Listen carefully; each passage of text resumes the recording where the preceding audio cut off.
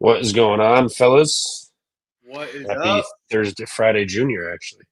Friday Junior, but it's Friday Junior because we're only an hour away on the East Coast here. Even though I'm in the Midwest, not really the East Coast, but Eastern Standard Time from Friday. And now, let's just without further ado, we are the Pump Fake Pod. Thanks everyone for tuning in. Chat been rolling this season, rocking.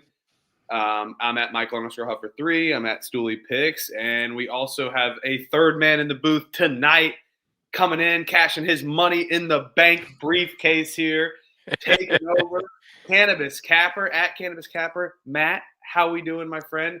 It's Dwowskin, right, or Dwowskin? Dwowskin. It's Midwestern. It's long O. Yeah, I was gonna say Dwowskin. That's my guess, is a Midwestern. So let's go. At Cannabis Capper, though, how you doing, my friend? Hey guys, thrilled to be back. Thrilled to see you guys again. It's been far too long. I had a pretty good night for a little, kind of like not mini slate, but smaller slate than we're used to. I had actually a pretty solid night. I think I'm only looking at two losses at the moment. I need like one or two props in the NFL game to get home, but other than that, I only have like two losses tonight. I think I've got like 8 wins, so like 8-2 night. I'll take it. Yeah, and if you guys don't know, at Cannabis Capper, we'll shout you out in the middle of the show as well. But yeah, he goes gets all his articles at on SGPN's website, Sports Gambling Podcast Network's website. He drops articles on all different. He's a prop machine.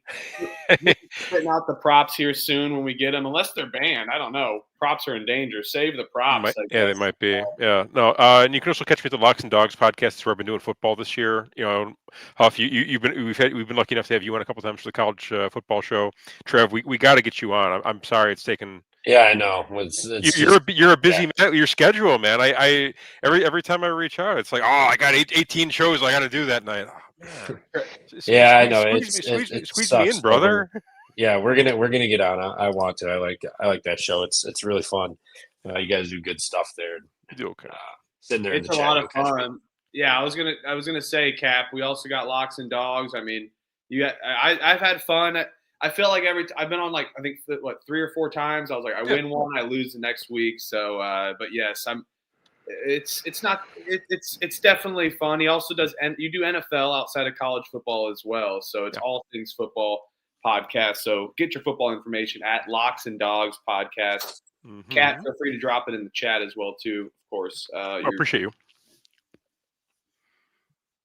All right, so Cap did pretty good tonight. Trevor, how are we doing tonight? What's the record? 7-4, 0-3 for football. So that was fun. Over risk in the football college game, and then these props look pretty dead.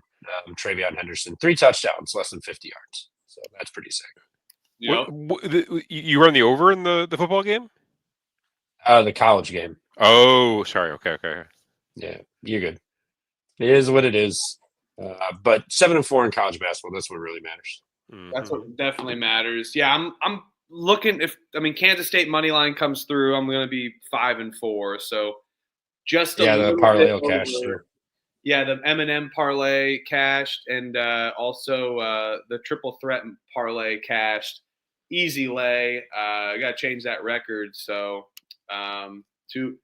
finally, our record goes to 2-4. We're up 2.46 units on those parlays. So tail them. We the triple threat parlay, classic basketball. We should be up more than that.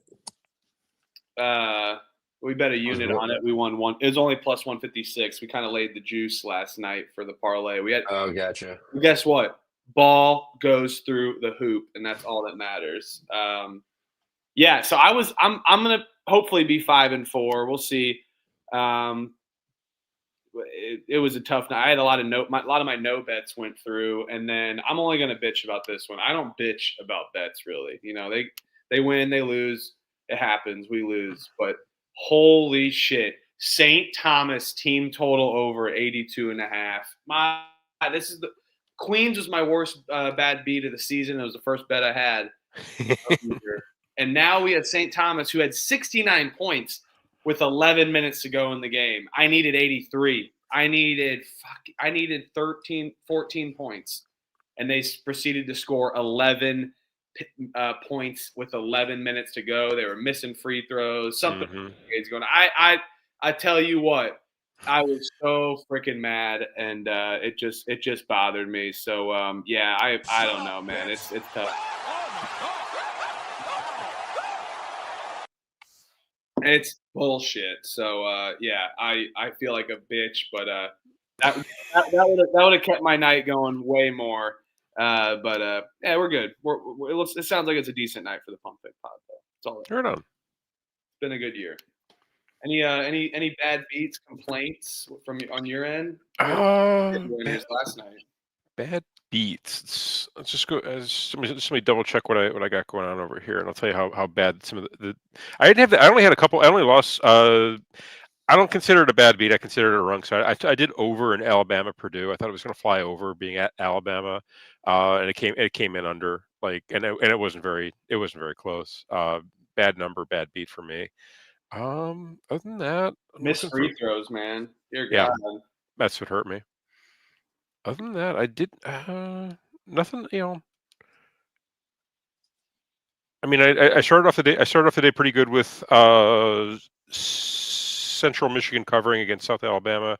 Happy to get that one home. I had a couple game totals that got home for me. Other than that, I did do, like, it was a short night, so I did a couple like goofy like money line parlays, which I typically don't do. Like just trying to like throw a couple together and see if I can get to plus money. Like, for example, I did Tommy's parlay tonight. I did Tommy's parlay, Mountaineers. I'm sorry, Tommy's money line, Mountaineers money line, and the Howard Bison money line, and that got me to like exactly. I think it was like plus 101. Your own triple threat parlay. I love it. Got home for me. Howard minus 6.5. Yes, which was our rhythm play of the day. So we are sponsored by Rhythm, Pump Fake Pod, sponsored with Rhythm, Rhythm.ai, predictive modeling, total, insights, you name all the insights. I can't. They go so many historical statistics, things that I wouldn't even think of, that stats I've never even heard of, even that they have information on that goes into their totals, their spreads, you name it, props. They got it all. NBA, NFL, not just CBB, but they do have CBB, and a lot of heart goes into CBB as well with their totals. A lot of the most accurate information you can get on these predictive betting models. So sign up with Rhythm.ai with our promo code PFP25 for 25% off our first month, and stay tuned for our Rhythm play of the day this tonight. 5-3 Rhythm play of the day, by the way. 5-3, 3 days in a row we've hit it. So let's continue the magic. Trevor, any fun things, any takeaways from your night tonight here on the 11-13 slate? Purdue looks good.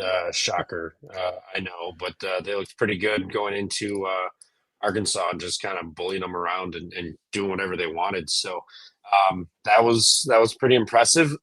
Shout out Howard.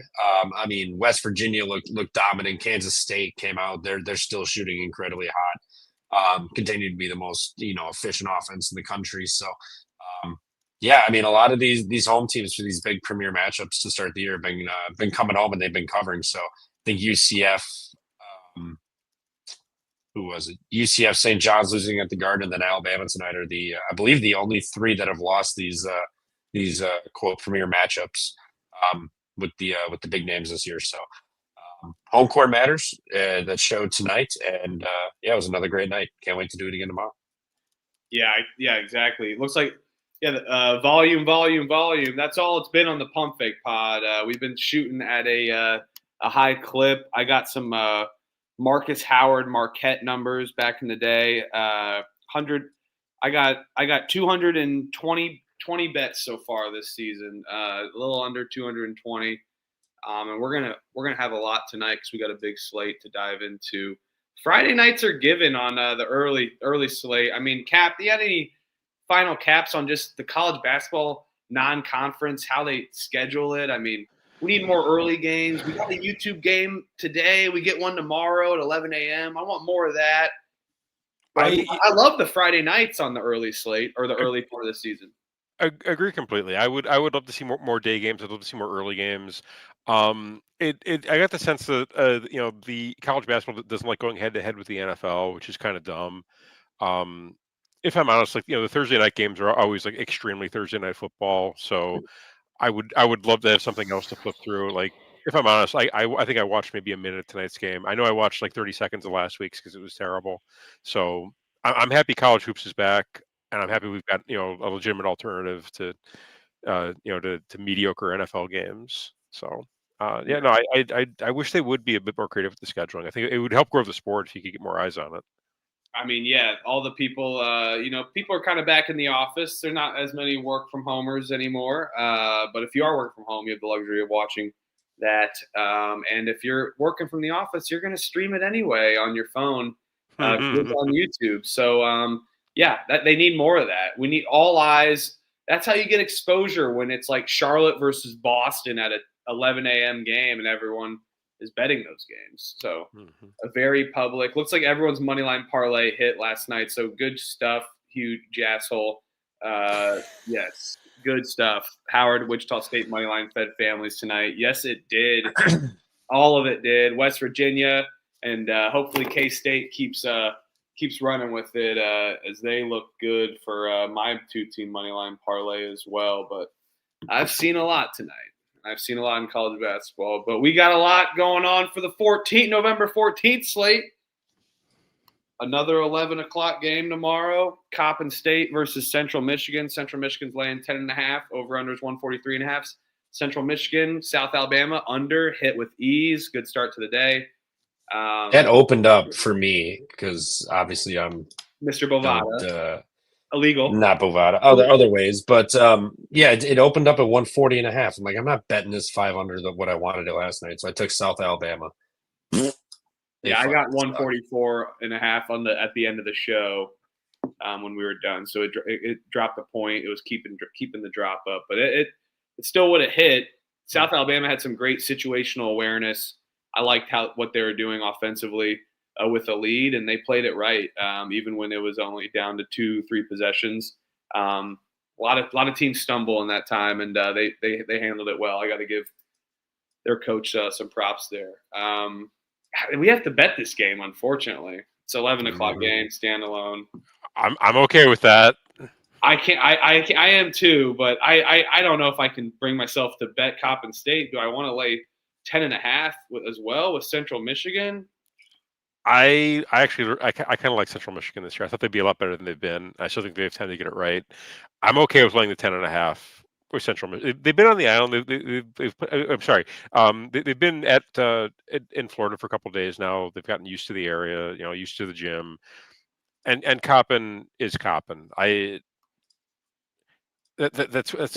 is a short line for Coppin though. It might be telling us something. But even still, I'm gonna. The books have been loving Coppin. It's insane. After Coppin's first game against Maryland, they're like, oh shit. And then they get blown out by LaSalle. And then the books are like, all right, they're not that good. And then they're like, look, then Coppin covers against James Madison. They're like, okay, they're kind of good. But then they still knew they get their break speed off against South Florida and they lose. So they're just so up in the air for me. And Cap, I see 9.5 available on DraftKings right now as well. I'll lay the 9.5. I'm okay with that. Central wins by 10.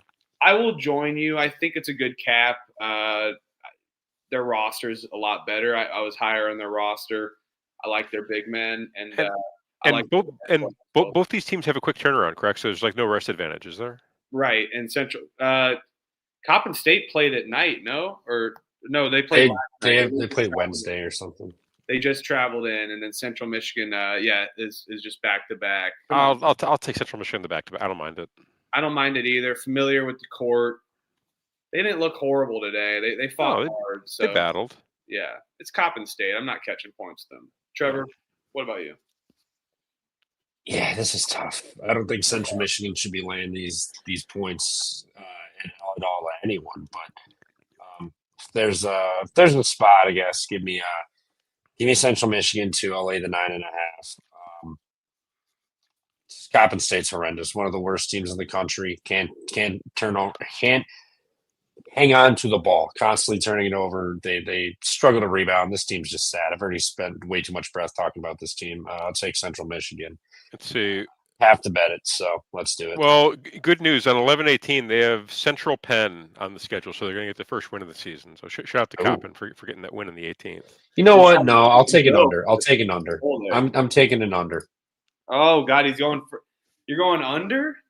Yeah, no, I'm not. I mean, neither of these teams play fast. Neither of them can hang on to the ball. Neither of them can shoot. I mean, free throws they can, but other than that, both these teams are horrendous. Not much experience on here. So I'll just take the game under. I'm laying it with. Let's lay it, Cap. I'm taking, and shout out Cup of Joe. Thanks for that poll on the 9.5 on DK. Thank you. Central Michigan, they shoot free throws pretty good. They don't foul much. Coppin State fouls a lot. Come on, Cap. They win by 14 or 15. Come on. I'm okay. 75-60. I'm laying it. So. And then your under hits as well, 75-60. Everybody wins. All right, we're out of the 11 o'clock, and then it's a long, long break until 6. And then here comes the pack-a-punch slate. I mean, it's a Friday night. Good. Gosh. IU Indy's catching 5.5 over under. It's 188.5, and I don't think that's absolutely crazy. Oh my God, IU Indy's getting some respect. They're getting some notoriety. I think Eastern Michigan up to their old ways. No. Throw everyone off the scent a little bit. Now they're like, now we can take a dive. I'm seeing this up to 8.5. MPOM's got this Eastern Michigan to win by 11. I lied. It opened at 8.5. It's come down. I guess. The fucking Ken Palm. He don't know this new IU Indy team. Just saying. Fucking bullshit. He don't know this. He don't know the new team. He don't know the new coach and their playing method. What's the final score he has it at? 88-77. No, he's not. No, he's not taking into account. I mean, there's no way. I don't see a game where IU Indy doesn't score 90 points against these kind of teams. Butler held him to 80. In Eastern Michigan, though. Yeah, Butler held them to 80. It's Butler. I mean, they're at least a P4 team. Kind of, yeah. I agree, kind of. I'll take IU Indy with the 5.5. I think they'll score too much. I don't know if Eastern Michigan can keep up. I don't think that's where my head's at too. I don't think Eastern Michigan can keep up with them. I really don't. But I'm not. This would be a perfect game to follow Coppin State Central Michigan. I'm just going to say give me the 5.5 points, but no bet for me. Yeah, I will. I'll take IU Indy with you guys on the 5.5. I may bet their team total over. I don't have it available, or let me see if I do. Hold on a second. Team total, we can 90.5. So they think the books think they can score 90. So looks like it's 90.5. I had my picks out this morning. I'll have them out early again today. So check if I pick IU Indy or the over on that. I feel like the better bet is the Eastern Michigan team total under 95. Yeah, I don't know. I don't want to lay an under though in any with any IU Indy in it. Just like how Cornell, same thing. Like I'm not touching certain teams as under. I guess if that's my philosophy. Okay, all right, fair enough. But I can see it. Press, IU Indy. Let's go. Trevor, this is your favorite. Lindenwood, Charleston Southern, 3.5. Over-unders 158.5. I'd rather bet IU Indy than this game. I think I would too, and I'm not betting either. You got Lindenwood coming off the big win against JMU, yeah? You mean Longwood just lost to St. Louis. Yeah, that Longwood. Yeah. We laid the Longwood. Little Lilywood. I'll pick a money line. I'm not betting them though. There's free money. No, I'm not betting Lindenwood, but they'll win at home. Who's Charleston Southern? I mean, Charleston Southern's playing on a back-to-back. They were at Alabama A&M today, and now they have a 0-day turn. Give me Lindenwood Citadel too, which isn't far for them, but still. Give me Rhode. Lindenwood plus the 3.5. I think you're gonna have some tired legs at Charleston Southern. Are you betting it? Maybe. I'm talking myself into it. If I'm betting this, I'm betting only Lindenwood money line. I'm not probably gonna bet it though, to be honest with you guys. I'll take Lindenwood plus the 3.5 and no bet. No, I'll save my powder for later in the night. Yeah, I'll take the under again. Neutral site. Lindenwood's offense isn't great. Charleston Southern, I don't believe in them much at all. I know they put up 96 on Citadel, but other than that, I mean, they even put up 64 on Alabama A&M. Like that Citadel game was fugazi. They shot 21 free throws. They made 14 threes. I mean, they were hitting threes. They shot 44% from 3-point line. I'll take it under. This is going to be another just disgusting game. I could see it. It's all play. I like it.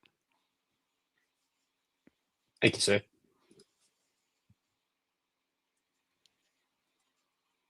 Oh gosh.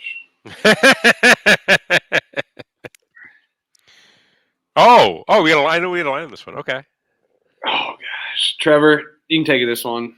I'm so torn on this team. I can't even think of it. I think this one's actually pretty easy. You think laying it with Rutgers? Yeah. Are they at the rack or are they at the? I believe this is the rack. No, is it Jersey Mike's? Jersey Mike's private equity sandwich arena. Yes, everything's private equity. Jersey Mike's, dude. I laid it with Rutgers last time, and they fucking sold against Maine. Excuse my French, but they dominated against Ryder. I could see it. It's a get right. It's a get back. Beat up program for Steve Peichel. They didn't get to quite beat up on Maine. They kind of looked gross in the second half. They get it back with Steve Peichel. Do we take first half Rutgers or just stay with the full game? I'll just do the full. I'll say for the full game. Yeah, I think full game. Yeah, I think so too. All right, let's do it. Yeah, I'm with you. Rutgers laid a big number. This is one of those games they can absolutely just stomp on somebody and feel good about themselves. Yeah, good for them. And Crush said it best. Lehigh is terrible. Yes. Yeah, Lehigh is fucking terrible. So bad. Oh my gosh. Yes. This is the best game of the entire night. Fairfield is laying 7.5 against Stonehill. That's a hot take. Woo.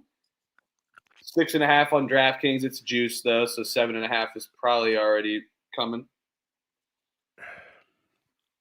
I like Fairfield at home. I like their home court.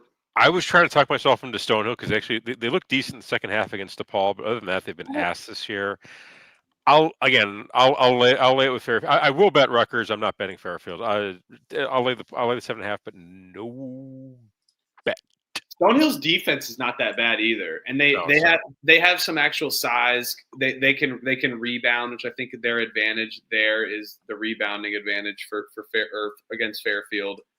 Fairfield can kind of run though, get into transition, kind of play, but they've been kind of running in sets with their new kind of team that they've had. I like them at home. I think this is going to be one of my 2-team moneyline parlays. Unfortunately, Elliot, he's not here, so no M&M parlay. We're going to have to check the picks page for the official M&M parlay. But for now, Fairfield probably goes on to that for the 2-team moneyline parlay. But I'm not going to lay it. Do you guys got eyes on this Cal game? Yep. Yeah. If this moneyline parlay doesn't fucking hit, they're gonna win the game. I mean, they're gonna sell the 6 or whatever. It was 6.5, right? 5.5. Yeah, they made 6.5. They've missed a bunch of free throws here down the stretch, and Cal has been unconscious. And Elliot is on site, by the way, so he is there. He missed it. Fed alert. He had the over though, so it's good for Elliot. Absolute free 99 there. Oh, they better fucking foul. They will. Oh my maybe. God. Maybe not. We'll see. I guess we'll find out. Oh no. Oh my God! What in the fuck? What just happened? No, they did. It was an 18-point game. I know, dude. I know. It's college basketball. It's awful. It's it's all St. Thomas could just score 11 points in 11 minutes. So yeah, Damn, 11. I thought about playing Cal when they were down 20. I was like, what a middle. They lose by 13. They did foul, so you're gonna at least have a shot. Dude, I'll be honest. I wish someone would have been like, yeah, I actually really like Stonehill here. I thought that was gonna be like Trevor. I was looking at the slate, and Trevor. If I had to pick a side, it would be Stonehill, but I like the under. I think both these teams are sloppy enough and play slow enough to where this could get just disgusting and be played in the mid 60s, high 60s. So I like the under 40. I'm fading offenses tomorrow. I like another under. Fair enough. Fading offenses, yeah, a little regression after a start to the season. I kind of like that system maybe there.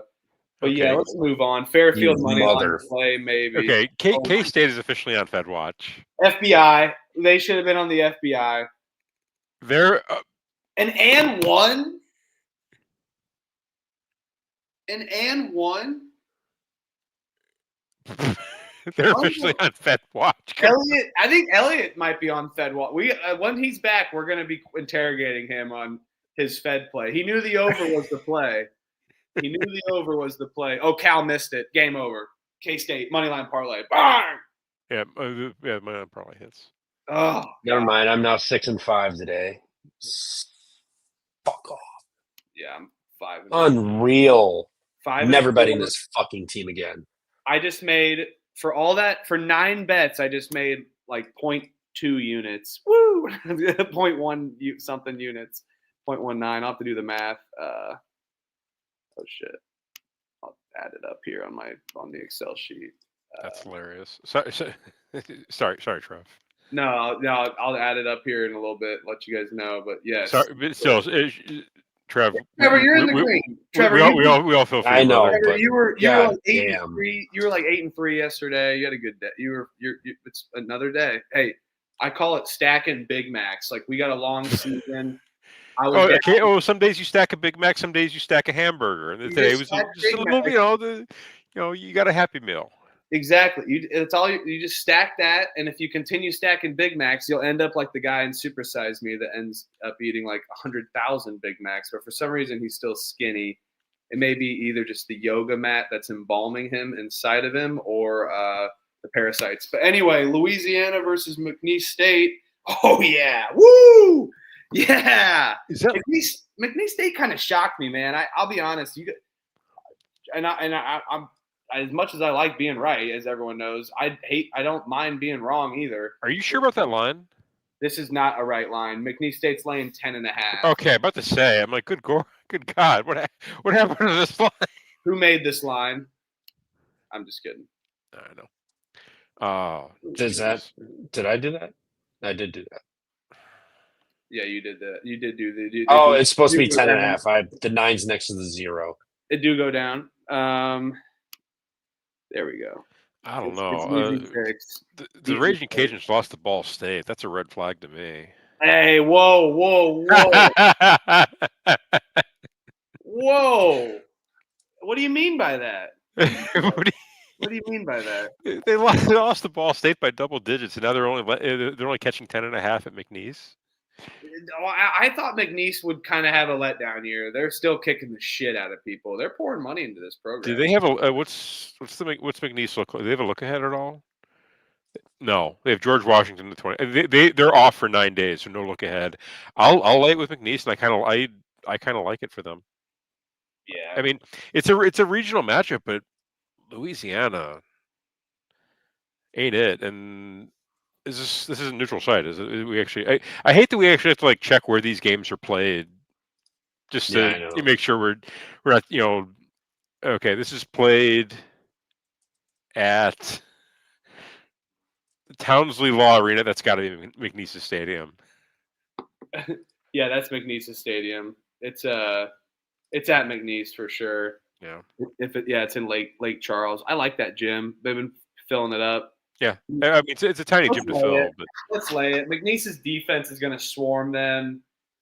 They're going to be out running. I mean, the only advantage again is the rebounding advantage. But how many second chance opportunities can Louisiana keep up with when they're only scoring 58 against Sela, 62 against Tulane, and then like you mentioned, losing to the Harvard of the Midwest, Ball State. So I'll lay it with McNeese. Yeah. Is that what folks in Indiana call Ball State? That's what David Letterman calls Ball State. It's a joke, obviously. Hey, you don't say. Harvard of the Midwest.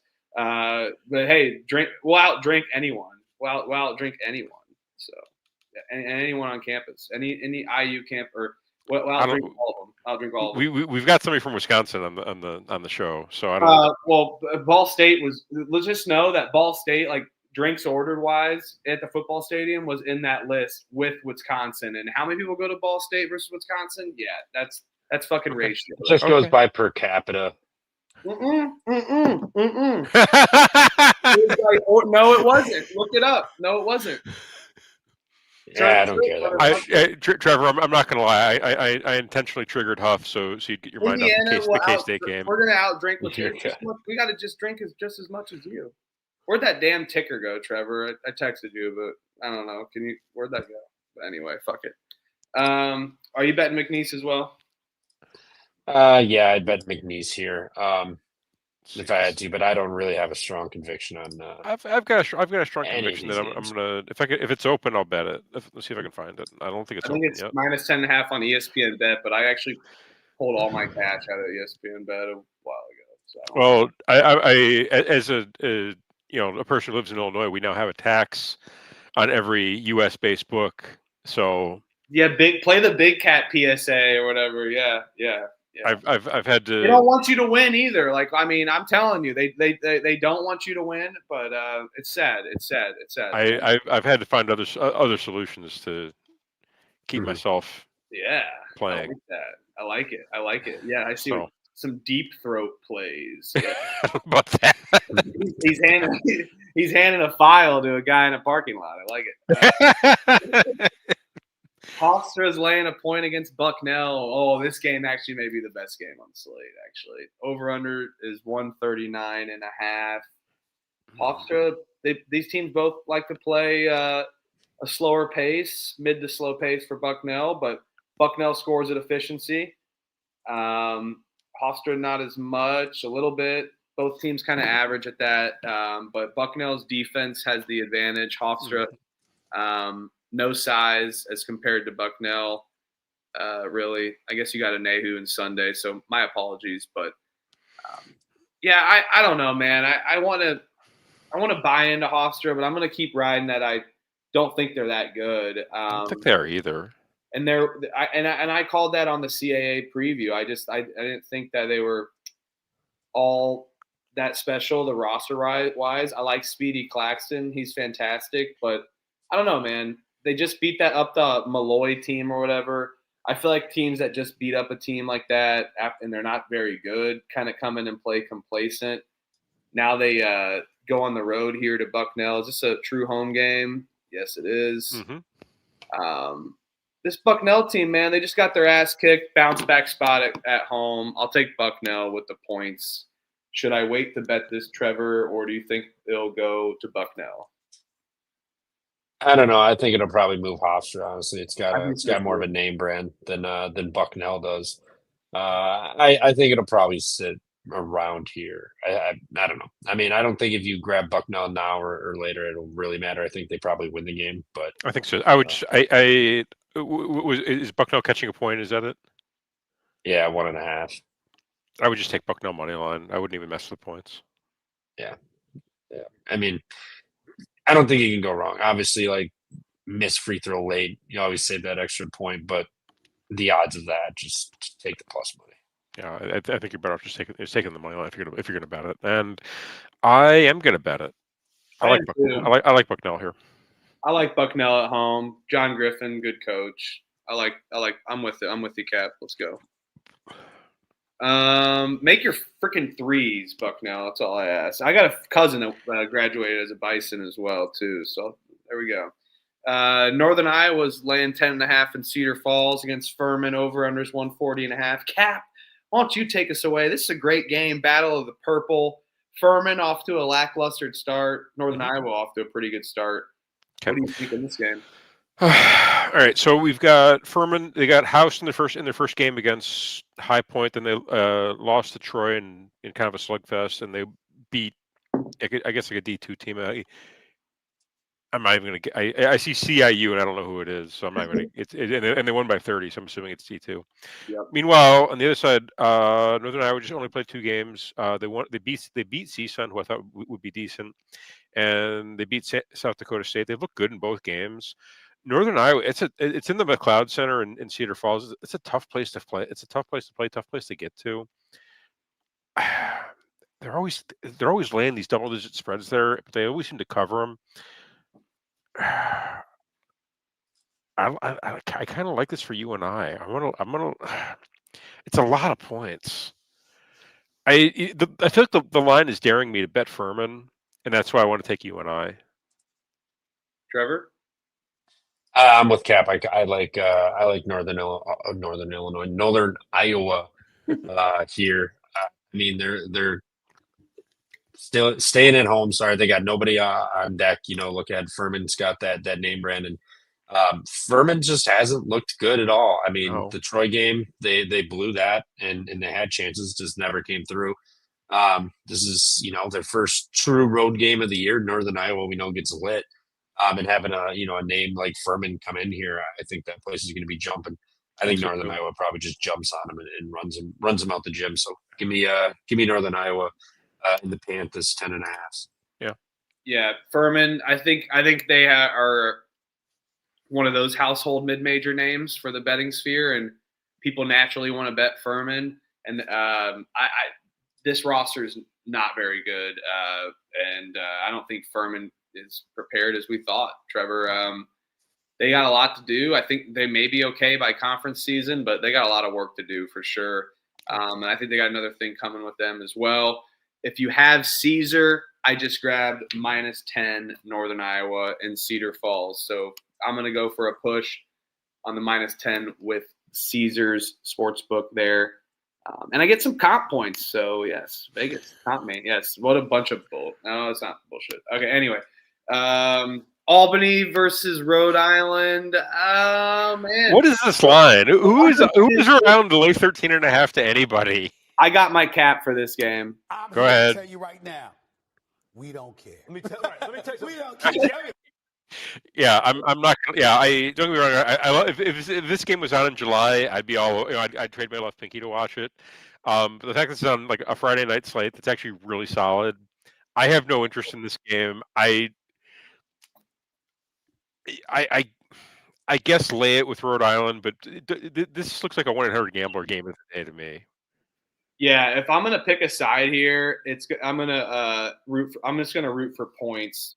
Rhode Island unexpectedly kind of pushing the pace this season with little Archie, and Albany knowingly is just bad at defense. They're LA Fitness defense. They let anyone through. So, and Rhode Island's got good defense. So I think that's where the books are going for, and it's a home game. But I'll pick Rhode Island in the over. I'm not betting this. No chance though. Yeah, same. Ooh, bet. Yeah, it would be Rhode Island or nothing, but I ain't touching this game. There's way better shit on the board than to worry about Albany and Rhode Island. You can't tell me you have a good edge on that game. Furman grad, Diddy Pryor lover. Let's go. Terrell Pryor, legend. As a Furman grad, they suck. Yes, they do. And Raymond says that they covered once. I don't believe so. They did not cover against High Point. I think they were favored against Troy. So Troy went out right, so I don't think they covered there. If whoever that D2 school, if there was a line on that, maybe they covered it. I doubt it. Hey, speaking of which, did you see East Carolina won by 1 against Elizabeth City today? I was scoreboard watching that. Yeah, I think that's hilarious. Good. I was kind of rooting for the what is it, Elizabeth City State, something like that. Something, I forget exactly what they were. What was that? For yeah, like, come on, guys, 1 point, you can do it. One more basket. Please, come on, please.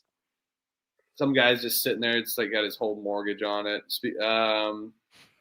Speaking of mortgage, no, I'm kidding. Bet responsibly. Charleston 14.5 against South Carolina State. The over/under is 158.5. Charleston has not had a home game this season other than TC Williams High School. Remember the Titans or whatever? I don't know. I see TC or whatever. So I have no clue who that team was. Another D2. Now you get South Carolina State, who's cashing some checks, going to Louisville. They were competitive against Samford, and then just laid an egg in North Carolina A&T. I think they're just kind of gassed. They do have a home game coming up against Chattanooga. I don't know if that's an MTE or not, but yeah, I don't think Charleston's looking ahead to Drake as much as that could be an angle. They don't have a chance to look ahead. They're 1-2 to start the year. I'll lay it with Charleston. I kind of like their team total over better. I think they can give it to South Carolina State. Probably not going to bet it. This is SC State's 4th straight road game. Yeah, they're gassed. I think that's why they got their ass kicked by A&T. They're just gassed. This is another one I'll lay it no bet. I mean, Charleston, they're just off the bad loss against FAU. I don't think FAU's that good. No.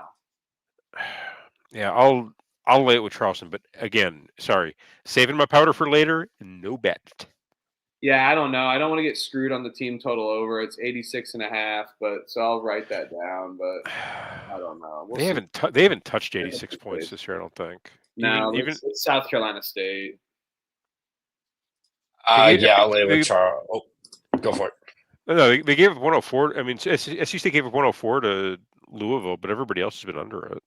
I mean, Samford was a point under, I think, though.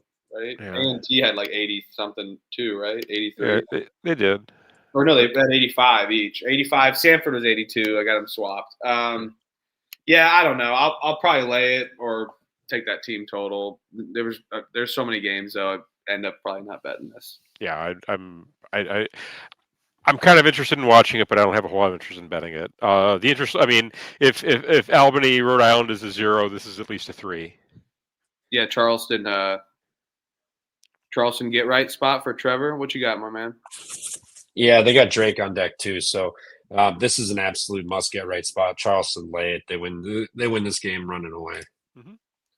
I may join you on the spread instead of the team total there. So just because it fucked me. Duke's laying 37.5 against the Sycamores of Indiana State. Call it Paradise in Terre Haute. Duke kind of just kicked shit out of. I thought they would call the dogs off on Veterans Day. I did. Did not call. No. So if you have Duke not calling the dogs off against the troops, what are they going to do to Indiana State? The leaves have fallen off for Sycamores as well. It's the fall, so and they just had a good win against SIU. They shot pretty good in the first half, but they went on major scoring laps. It's just so many freaking points to lay for me there to actually bet Duke. But I think it's Duke or nothing, right? It is, yeah. Oh, wait, I don't know. Wait, Duke can just absolutely just say fuck you and kill you by 40, no problem. I mean, maybe they did take the foot off the gas a little bit against Army. It doesn't matter. They're still just rolling teams. Duke back home. Tell me they have like somebody on deck. Is it Kansas? The Indiana State. Kansas. Ooh. Yes, Indiana State. Let this number climb. Yeah. This number climb. I'm taking Indiana State tomorrow. Plug your fucking nose. Do not watch the game. They lose this game by 37. We are gonna cash these tickets. Just wait till it gets over 40, and then bet it. Yeah, it's gonna eclipse 40 for sure. You should not be betting this game until. You should not be going. You should not be Live Stronging, Lance Armstrong into the window for Indiana State. No chance. Indiana State team total 62.5. I don't trust that because they could lose this game 52 to 90, or 52 to like 92 or something. Somewhere around there. That's 40. I would only bet the under there team total, but we'll see. If they get to the 40s, I could touch that, but it's just to bet against Duke. I don't know, but that look ahead spot's big look ahead spot. Big look ahead. Look ahead with the freshman. With that look at, they're definitely going to call off the dogs in this. I mean, they have. I mean, it would be irresponsible to leave the starters out there until the last 3 minutes. John Shire hates the troops then because if he didn't call the dogs off against Army, he's like, I want to become a general, and then it's like loves trees. Like, all right, I guess. I'm pretty sure he's a communist. John Shire is a tree hugger, I guess, if he calls the dogs off tomorrow for the Sycamores. But I don't mind it. Go Indiana State. You should check out Paradise. They can outdrink some people too. They pack a punch with their boozing as well. But Ball State will outdrink them any day, twice on Sunday. Jacksonville State's laying 7.5 against Coastal Carolina. Trevor?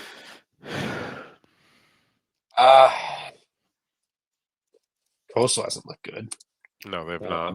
Well, whatsoever. They looked good one game, I think. Yeah, against Winthrop. Okay, fair enough. Winthrop. I mean, Jacksonville State hasn't played anybody yet.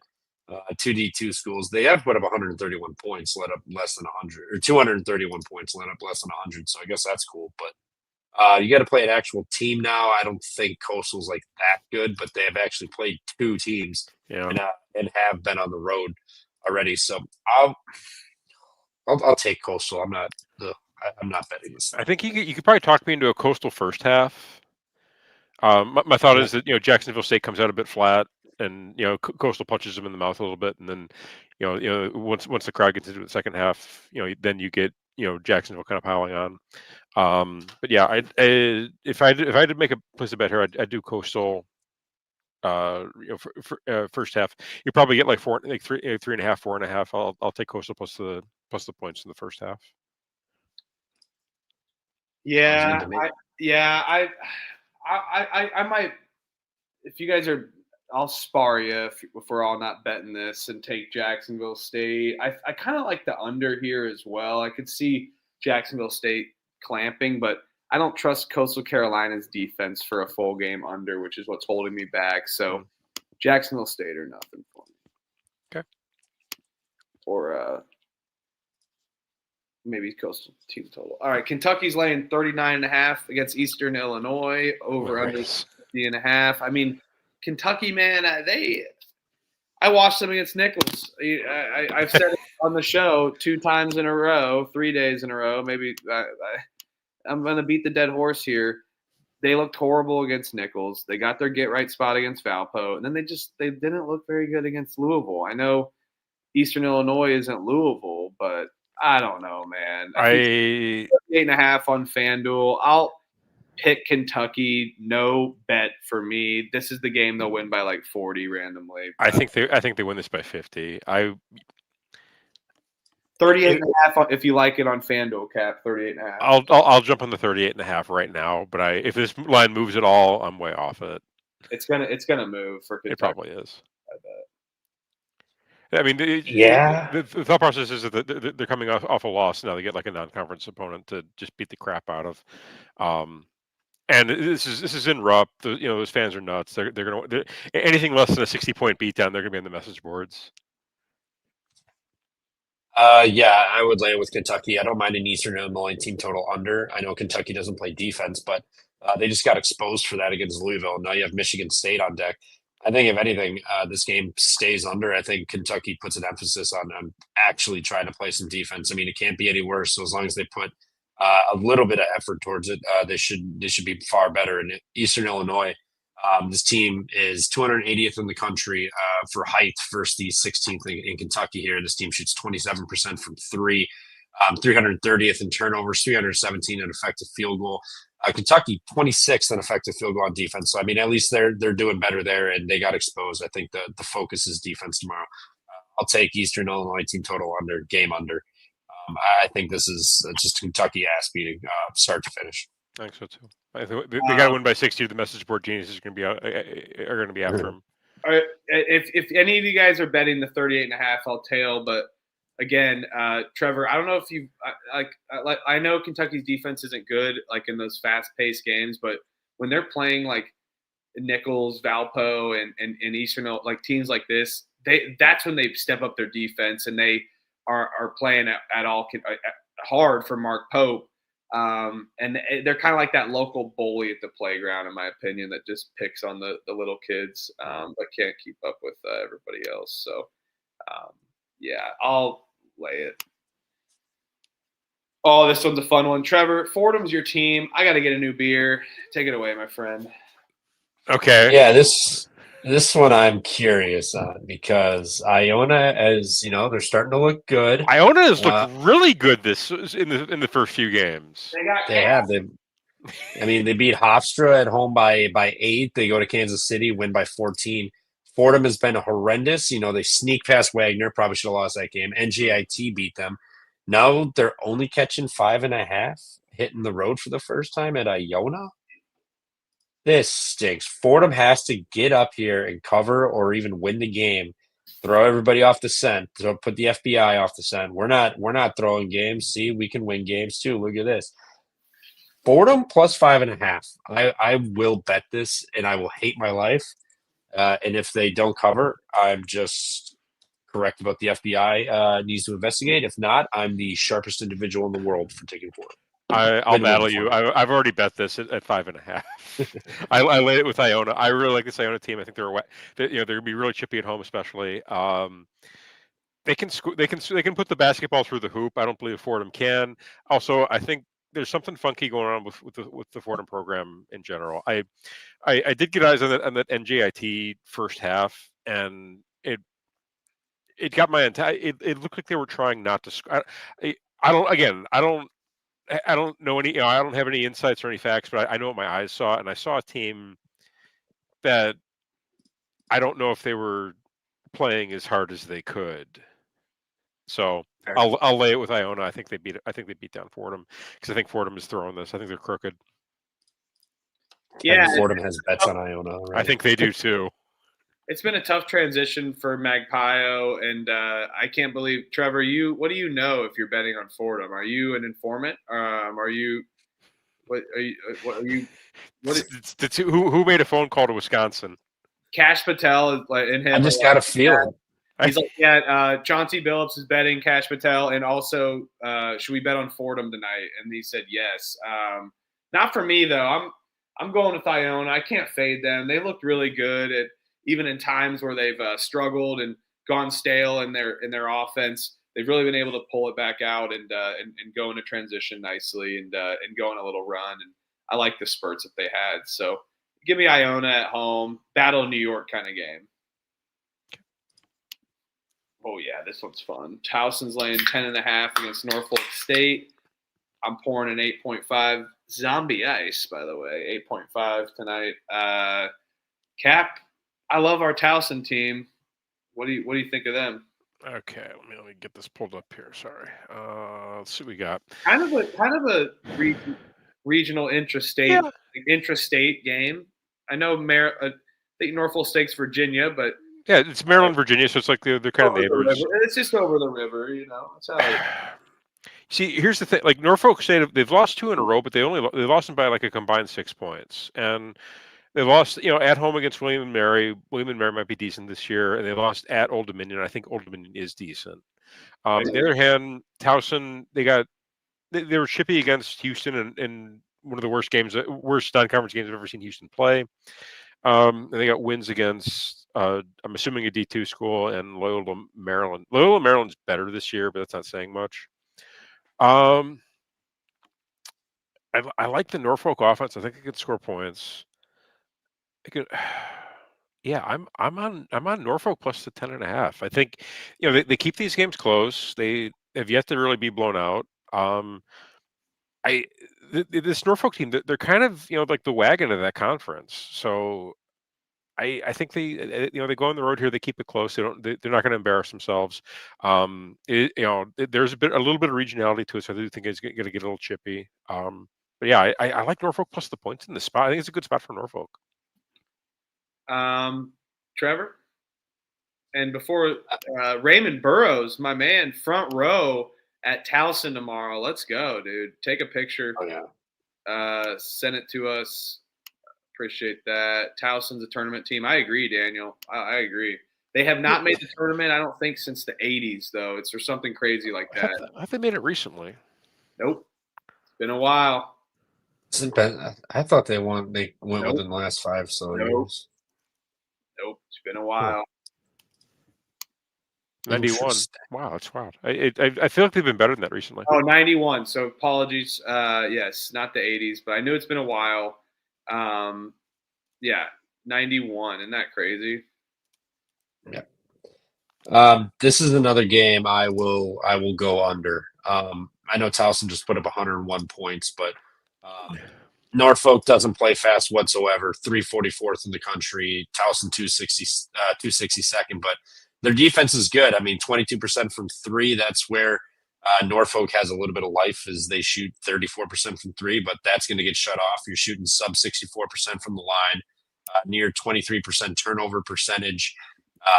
Yeah, I mean, you're 273rd in the country at giving away turnovers via the steal, and then you're getting Towson, who's top 40 in the country.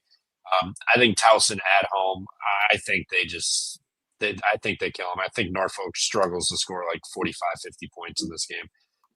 Give me the under 136.5 in this one. Okay.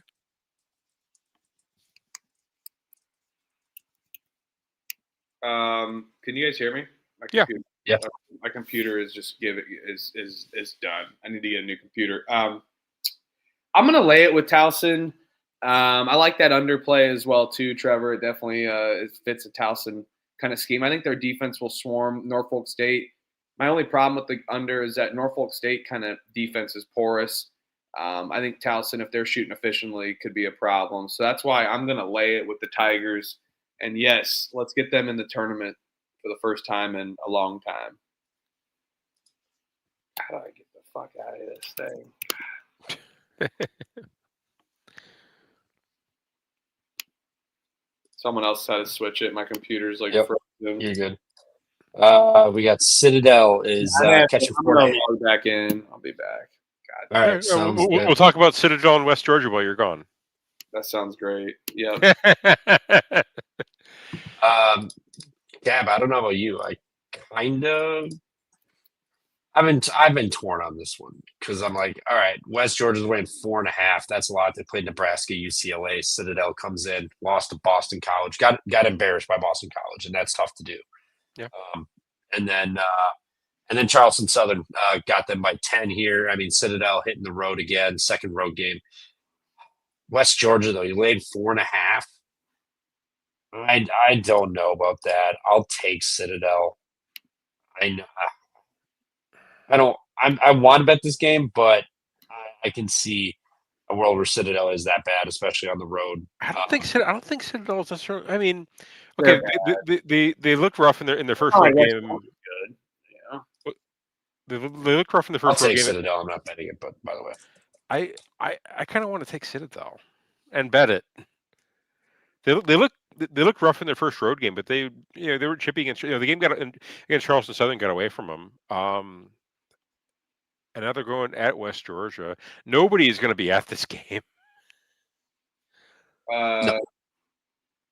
I'll take Citadel with you. No bet. And this is kind of gross. I kind of like points here. Defenses are bad in these two spots. I know their offenses are just as bad, but when defenses are bad, it allows offensively bad teams to be just a tad better. So I think it's a lower number for the books to give out. I think this goes to like a 78 to 75 game or something like that. I feel like this is the one for Citadel. Yeah, I like it. I like Citadel, and we respect the troops. If I was Mac, I'd be saying check the picks page right about now. Yeah, that's definitely what you can do. We'll see. Okay, if Central Michigan covers, I'm going to bet Citadel. Check Cap's article, SGPN. He's got articles. Locks and Dogs podcast goes all over things football, all things football. It's a great time. Yeah, NFL, college football. I've been on the show a couple times. Cap, you got anything just real quick to shout out just about the show and where we can find you? Oh yeah, no, just like you said, Locks and Dogs. We go live Wednesdays and Thursdays for college football Wednesday, NFL on Thursday. I do a daily article at SGPN, 3 college basketball picks every day. So far, I'm record on the season there, 21-11-1. Ooh. I had a push on a total, and I was salty about it.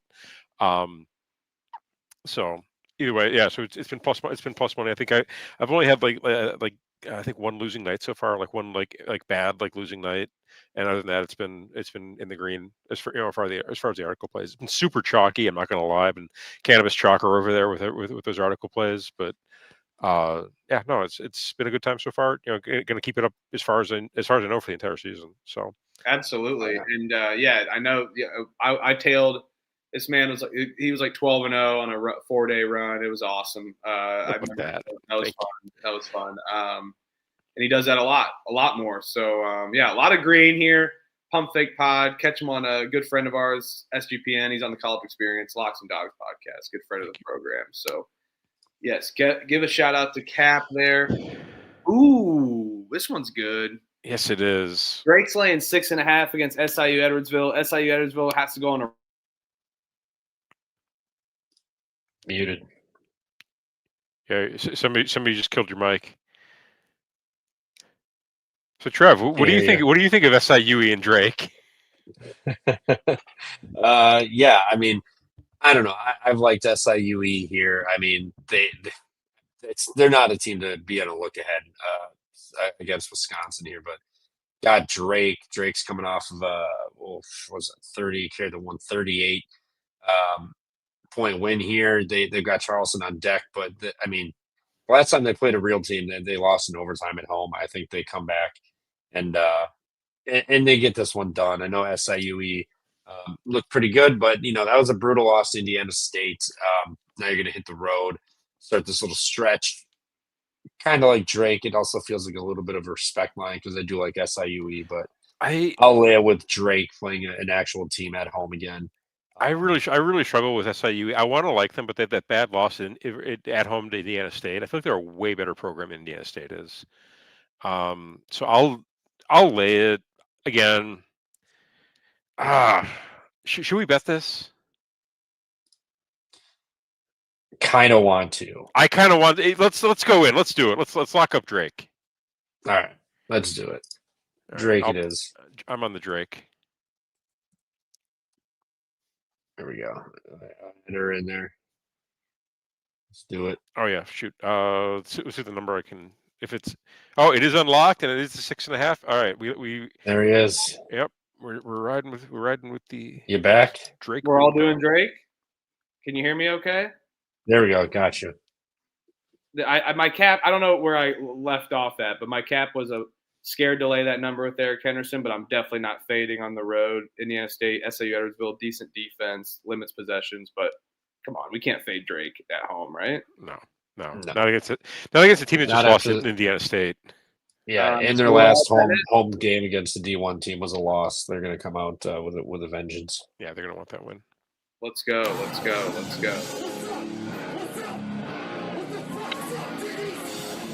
fucking go. Let's go. We're going to Denny's and wherever Drake is. They're in Iowa, right? Yes. My God, that's imagine just going to a Denny's and witnessing that. By the way, that's a legendary. I got slandered for what I said about Denny's. Tulane's laying 12.5 against New Orleans. Over unders 153.5. I'll be in New Orleans next week. Nice. Missing two or three pump fake pod episodes next week, but I'll be putting my picks always on that Google sheet when we're gone. This is a intrastate battle. Privateers have been playing kind of good. I'll take New Orleans plus the points. I probably won't bet it though. Privateers beat TCU at TCU. I know it could be a hangover though. I feel like after that, they got beat down by LSU right like immediately after they got stomped by LSU. It's a low number. I'll pick New Orleans. I'm not betting this. I'll lay it with Tulane. I think that's the side I want. That's the side I want to be on, but no bet. That's probably the right call. New Orleans sucks. Trevor? Yeah, I'm with you. Last year, New Orleans beat Tulane at Tulane also, so right. a little bit of vengeance also here. They do have Utah State on deck, so I did kind of worry about a look ahead, but it's a week away. It's next Friday, so I think New Orleans gets the full attention, and I mean if who the hell just beat them? If LSU can beat them by 40, I think Tulane can beat them by 11, maybe a bit of an inflation from that TCU game. But regardless, I think Tulane probably handles them with ease. Okay. What the Fucks up, Denny's. Yes. I laid minus 11.5. Sports Science, Jacob. I think that's a good call. Little discount price like that. I like that. Better man than me. I'm staying away from that game. Feet up for the new Battle of Louisiana. This one's good. Trevor, take it away, my friend. Lead us off with High Point laying 2.5 on the road at UAB. This is a true road game in Alabama. Okay. Yeah, true road game. High Points look good. UAB, lost to Alabama State. That's a tough one, especially at home. NC State got them. So be it. But they held it within 24, which is kind of impressive considering what we've seen NC State do. High Points look good. The win against Furman, Jacksonville, and now they're hitting the road for the first true road game at UAB. I know UAB's dropped some games here, but Andy Kennedy's a good head coach. High Point, first year head coach. Now you're hitting the road. This is a new team. I kind of like the home dog with UAB. I think they're able to get High Point. I think that environment will be pretty lit. It's a Friday night, big team coming in, mid-major wise, and UAB needs to start getting their heads out of their asses. And I like Andy Kennedy, so I'll take the 2.5 with UAB. I think they win this, but if you're going to give me a bucket, I'll take that. This line does stink. This line does stink. This line does. I'll dive into this stink. I don't want to fade High Point against a team that I don't think is that good. I know. This High Point I was really high on this High Point roster construction. They've got they can play a lot of different stuff. They got a lot of different pieces they can kind of fit together. It is a first year head coach, but he came from within that program, did he not? I don't know. I'm 90% certain. I think I'm pretty sure he was like the heir apparent. Let's remember that UAB shot 2 for 20 from 3 last game. By the way, I don't think they're any good. 10 for 30 against not 10 for 30. 4 for 25 against NC State. Yeah. 9 for 26 against Mississippi Valley State. They're not a very good, efficiently shooting team. At least from three-pointer. The coach at High Point is one of them. He was the associate head coach for the past couple seasons. That's what I thought. Yeah, a good call. So, man, I don't want to fade High Point, but if I've been handicapping college basketball games for 8 years on my own. Yeah, the first road game thing is the one thing. It's the one thing that trips me up here. I'm not UAB getting it. I mean, we're getting points to UAB at home. I know it's High Point, but again, this team just lost to Alabama State, and the books are still respecting them by. I think High Point is a the line is kind of telling you what's going to happen here. I think. I feel like that's one for me. I don't look into the lines that much, like that. No. Like this one feels like it's somewhat telling. I'm going with Trevor. Give me the Blazers and the stink. I think High Point's a much better team, though. So. I'll ride with you, but I'm not gonna. I can't bet this. Yeah. And Elliot Money. I'm probably gonna take. He's driving home right now. He's driving and asking for likes in the chat. Yes, help us. Hit the like button. Appreciate you guys. Yes. Yeah, appreciate it. So we're going Blazers. It doesn't feel like it feels like the right side, but it doesn't. It feels guilty. I feel shameful kind of betting. I do. Yeah, I do feel shameful taking it. Okay, here we go. 25.5 against Cal State Bakersfield. Mississippi was covering that number consistently against Memphis and then called the dogs off. Memphis kind of picked it up somewhat in the second half. Bakersfield sucks. Trevor, say it best. They've been dealing with some internal bullshit. So I'll go with Ole Miss laying the points. Do I bet this? I don't know. Check the sheet tonight, tomorrow morning. They don't have Bakersfield's the team that does have a coach, right? Yeah, it's the one, or like there's like the AC. What was it, Trevor? It's like the AD or. I think the assistant coach got caught for like human trafficking, guns, and drugs, and I think that the head coach. Okay, yeah, the head coach also stepped down, but what's messed up is the head coach's son is still on the staff. Yeah, they're like someone's got to coach this fucking team. I mean, too bad it's not the best movie script for Cal State Bakersfield. Oh God, it's horrible. Yeah. I'll lay it with Mississippi, and I feel pretty good about it. I think there's Just that dark cloud over that program. No way. Also, Ole Miss is a lot. The disparity in talent, and I think Ole Miss beats them down. I think they win by 30. Chris Beard loves beating down. So yes, that Chargers are dropped though. So hey, we're or whatever happened. I don't know. Allegedly. Trevor, what do you about? Actually, I think it is allegedly. I think it actually happened. He went to jail. I know that mugshot's hilarious. I remember when we woke up at like 5 a.m. I was like, dear God, okay. That was when he's at Texas, right? Yeah. Yes, it was. Yeah, I'll lay it with Mississippi. Cal State, good win against the Leathernecks of Western Illinois, but this is gonna be a problem. I kind of wish Mississippi had lost to Memphis. I would love this way more. Okay, me but too. They've just got Austin P on deck, so no look ahead. Maybe a bit of if you like the dog, maybe take first half, just catch Mississippi in a lull. But I think at some point, the Bakersfield pans out to what they are, and so does Mississippi. And I don't see how Bakersfield scores in this one. Yeah, it could be struggle. Yeah, they're not. Could be a struggle city. They only know how to score, obviously licks, tricks, and some hits as well too. So, assistant coach peddling.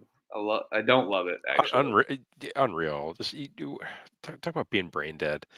Yeah, come on. Oh man, Trevor. You get a buzzer beater off before you go to Kerms. Get a buzzer beater off. This one's a good one. Oh, that'll be in a little bit. They're doing football right now, but nice. I know USC's improved. This Illinois State team is really good.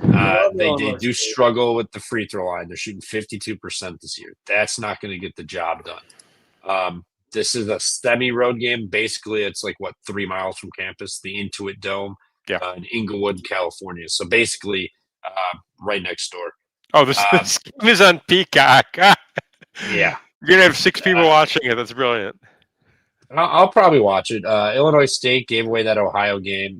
They came out and beat Cornell by 11. Get a real good chance to prove themselves here against a top team here. But what's kind of scary is the height difference. If Illinois State can't get rebounds or they can't get shots off cleanly, it could be a long night. USC, Troy on deck, so nothing really crazy looking ahead to. I think Illinois State catching the points will be trendy. I'll lay it with USC. I think their height and athleticism kind of just takes over at some point and they run away. I like Illinois State. I just think this is a bad matchup for them. You could talk me into an Illinois State first half and a USC full game. Ooh, don't hate that. Yeah, I don't mind. I mean, I don't a little SGP from Cap. I like Illinois. I'll take Illinois State. I think Illinois State's what they plan to do is they gotta limit possessions. USC is gonna run and gun. But the problem is that Illinois State, they can run and gun as well too. They've just been off to a slow start. It is a little scary going out west, in my opinion, but I feel like they're going to get up for this game because this is their one big game of the non-con. I mean, this is State, Coastal, Charlotte, EKU, Chicago State, Utah State's kind of a big game, but that's all the way in December, and then you start Missouri Valley play. So I mean, this is their big game that's kind of semi-circled or definitely circled. And with all the hype going into Illinois State, I think after a good win to Cornell and holding Cornell to 65 points is pretty impressive. I like Illinois State. And Jacob, tell me if plus 17.5 is available anywhere. But I'm seeing plus 16.5, it looks like. So good bet there. I'm going with Illinois State. I'm gonna take. I'll take Illinois State plus the 16. I feel like we've seen USC sleepwalk their way through a lot of these non-conference games. I think that's what's on tap here. Is they're gonna sleep. Illinois State's gonna catch them sleeping. I really do. So I'll take the 16.5. Let's go. And the first half. Do both. Cap, I bet Ken, I bet it was that one dude that's tweets. He's like a news anchor. He tweets. It was Mark Pope jury duty. He fooled everybody, and then another dude it was Ed Cooley accused Ken Palm of being racist or something. I don't know. It was that was a parody account, but it got everybody. It was great. There's a few of them that's got me even. Yeah, some of them are just funny, like The Onion or some shit. But Arkansas. I think that was a fake rumor though. Yeah, it was. They're all. Oh yeah, easily was. The guy's a troll. He's a troll. He just came That's out. hilarious. But he like paid the check mark. He had like a lot of followers, or maybe just like switched his account. But Arkansas's laying 25.5 against Samford. Over under is 161.5. The Samford team's not very good. Lay it, no bet. Yep, I think so too. Actually, man, Arkansas is going to push the pace, man. It's not the buckyball at Samford that's pushing the pace, though. Really, they're not really. But they've been able to score. I mean, they had a good OT win against Texas Southern, but to the cap, you just played an overtime game on the road at Texas Southern. Now you're going to Arkansas. I know it's not too far from Birmingham, but I'll lay it, no bet as well. I'll lay it. Arkansas's got nobody on deck. They're looking at they've got nobody to look forward to. They've been killing these teams. They beat Central Arkansas by 37, beat Southern by 32. Now you get Samford coming in from Texas Southern, who had them in overtime, and they walked away with a win in overtime on the road on Wednesday. Now you're traveling to Arkansas to play a team without a look ahead, and then you got also Samford beat South Carolina State by 10 points at home. Lost to Tulane by You've moved me from a no bet all the way to a full unit. Yeah, no, this is a Kansas. This is a Hogs murder 'em spot. This is a beatdown, and it's a Friday night at home. Is there a football team in town? I know they're playing LSU. I think it's at LSU. Ah, damn, LSU in town would have been elite, but I don't give a shit. Arkansas is still going to kill them. This is Arkansas by like 34. It does feel a little low. Well, I guess the number's about right. I can see. All these lines have been open up around here. They're starting to climb a little bit. If you like first half, I think first half, if you're going to bet it, is a better play with Cal for some reason. I don't know. I don't. It's just classic Cal. I feel like they dominate first half, and then it's just a second half blunder, which speaking of that, fucking Michigan State tonight. Good God. All right, did San Jose come? I did not look at that game at all. They were covering my number. I had Michigan State. They were covering the number at halftime, and then they literally win by like, what, 15? Yeah. 19. Yeah, 19. Yeah, sick. That's not bad. Sick. UMass, Maryland Eastern Shore, they're still eating carp after eating crab over on the East Coast. Creighton's laying 31.5 against them. It's Creighton off the bad loss to Gonzaga too at home. Yeah. So yeah, again, message board geniuses. They got to keep them at bay. Lay the 31.5. They got it. They have to boost their rankings. This is an easy win to boost your rankings and win by 40. Yeah, lay it. Creighton's not very as talented as they have been in the past, but still think you have to lay it with UMass. Yeah, you do. Yeah, I would lay it too. Maybe even over. I know they played Georgia Tech to a low scoring game. They still gave up 94 to Georgia. Nebraska won by 19, only 69 points. But if there's a spot Creighton's going to do something, it's here. I mean, they got to fuck somebody up. They got to get the vibes feeling good after that Gonzaga beatdown the other night. So Friday night at home.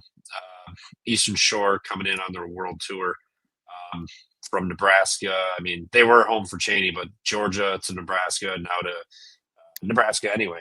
Creighton's in Nebraska. Yes, they are. So not much of a travel, but whatever. I still think Creighton comes out and just kills them. I don't know if UMass or Eastern Shore, has the horses to contend. Lay it. Next game. Yeah, move on. Get out of here, UMass. Get out of here. UCF is catching 11.5 at Texas A&M. Over under 170.5. Is a true home game for Texas A&M? Pretty positive. Let me double check. I think so too. It is. Buckyball been kind of nice, a little better than expected as well, in my opinion. Dare I say over? I know it's a lot of points, 170 points, but it is A&M. UCF's defense isn't anything to write home about. No, they've been pretty mid. They got and you got Texas A&M coming off the bad loss at Oklahoma State. Embarrassing loss. I mean, they just scored 104 against Texas Southern and Northwestern State 98. I know that's it's not UCF, but I mean, I don't know. Both teams push the pace here. There's going to be pace. I mean, the UCF. Last game they played 105-93 against Vanderbilt. Just about to say, yeah. It's a lot of points. Maybe first half over. I like the over in this one. I can't lay it with A&M. I know it's at home, but I don't know. Yeah. There's got to be a point. A&M scoring. I just think with A&M, they've got the two beat downs and the bad loss. I don't know what to make of that. So A&M scoring 100. Probably. UCF won't stop a nosebleed. Yeah, you're probably. How do you stop a nosebleed? Plug it. Tilt your head back. No, I heard you don't do that. Oh, really? I don't know. Who knows anything? Just give me fucking the over. Right. Gig 'em. Minus 11.5. This is coming off an embarrassing win. The offense hasn't been the issue. They just couldn't do anything against Oklahoma State. UCF booty cheeks. 3 home games. Now you're hitting the road for the first time. Texas A&M at home. This is the first road game. Okay. All right. Their first road game, and this is the first real opponent at home for Bucky. So I think they take this one seriously. I think they drill them no mercy. Full 40 minutes from Bucky ball. Okay. Right. Yeah, I'll lay it, but no bet. I don't. Points. Yeah, I can see it.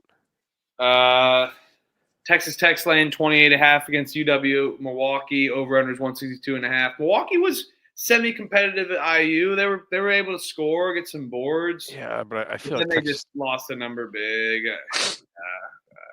I don't know. I'll pick Milwaukee. I'm not betting this though. I was gonna say lay it, no bet. So Milwaukee's defense is kind of atrocious. They've been a bit rough. Well, look who they've been playing. They run and gun kind of too. They play up tempo. That's going to be a problem for Texas Tech, I think.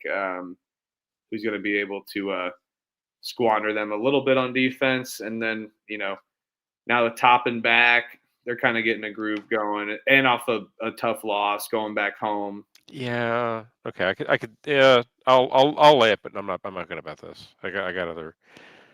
I'll wait to bet Milwaukee. I'll wait to pick. I'm not betting Milwaukee. I'm not betting this either. Yeah, don't even talk yourself into it. Trevor? Kind of like Milwaukee with you. I know Texas Tech off of the loss at Illinois, but they got Wake Forest on a neutral next week. You're coming home against Milwaukee. Milwaukee did just get bodied by Indiana, but Indiana plays much quicker. They can actually shoot. I'll give you the score came late. I mean, they were within 20 points around that number. At 15 in that range, and then they just got away from them. I'll give you that to your credit.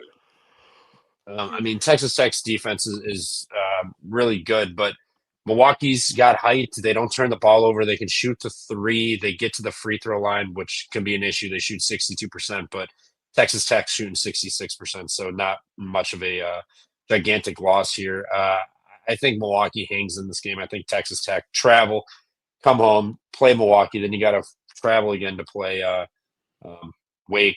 I think they just go through the motions, win this game by like 22. So I'll take Milwaukee. I'll just wait on the number. Okay. Yeah, I think I'll wait. Probably no bet. Milwaukee has some pride. They just lost by 31. They're going to show up. Are you saying that because you were drinking old Milwaukees on Monday? I wasn't drinking old Milwaukees. Yeah, you were, right? Fuck no. Why would you drink old Milwaukees? I'm not 20 in college no more. We ain't drinking what were you drinking down in Green Bay? You were drinking some white canned beer, right? It's one that said beer across the can. Coors or Michelob Ultras probably. This guy like lives Michelob. He came and visited me. This dude was only drinking. He was only drinking Michelob Ultras, and then he's gonna watch his figure. Yeah, he probably had like 40 at the Indy 500 though. Probably, it was impressive. Yes. They cleared our cooler. And shout out Steely for his Indy 500 flag. If you guys have never been to the Indianapolis 500, you have to go. Great weekend to spend your Memorial Day. Trevor, it's great boozing weekend. I'm just gonna shout that out. And I'm not biased because I live 20 minutes north of Indy and I've gone to every race since 2002. I don't give a shit. It's a lot of fun, especially when you're drinking. Just drink all day. Great time.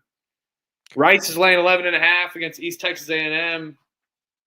Nope, no chance I'm betting this one either. I think Rice actually though is an improved team. I kind of like this Rice team. I'll be honest, but for it being kind of intrastate, they kind of laid an egg against Stephen F. Austin. So I think they come back and they want to kick their ass. So I'll pick Rice. No bet.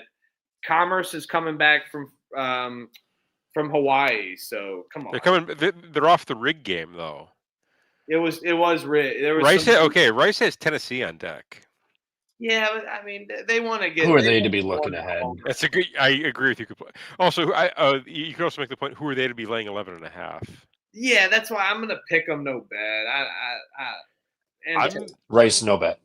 Yeah. I'm gonna take East Texas A&M plus the 11.5. But I'm gonna wait. I think this line goes up. Are you gonna bet it? Yeah. Okay, we call that bringing a knife to a gunfight because you actually have a gun and you're betting it, and we're betting on the other side. So we call that bringing a knife to a gunfight around here. Fair enough. As a guy who's backed East Texas A&M twice this year, I commend your. They're coming off. Okay, I think the line is inflated because they're coming off the rig game. They dressed up that loss at Hawaii was really, really dressed up. So I don't think they're that bad. I think they've got like legitimate athletes on that roster. It's not a bad roster. They can, they've been able to score a fair bit. They scored 74 against Hawaii. Okay, in the rig game. But I kind of like what I saw. They didn't give up in that game either. They knew it was rigged and they kept trying. Yeah. So I don't really believe in this Rice team all that much. They I guess they did. They looked. The game against Oregon was absolutely filthy. Burn the tape. That was a crime against basketball. And this lost by 12 to SFA at home. I don't know about these Rice guys.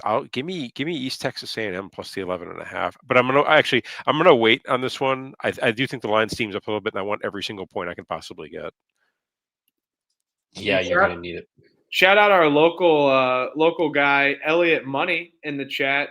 He made some of his last name tonight, 9-2 for Elliot Money. If you check the picks page for him, so he's the winner between us.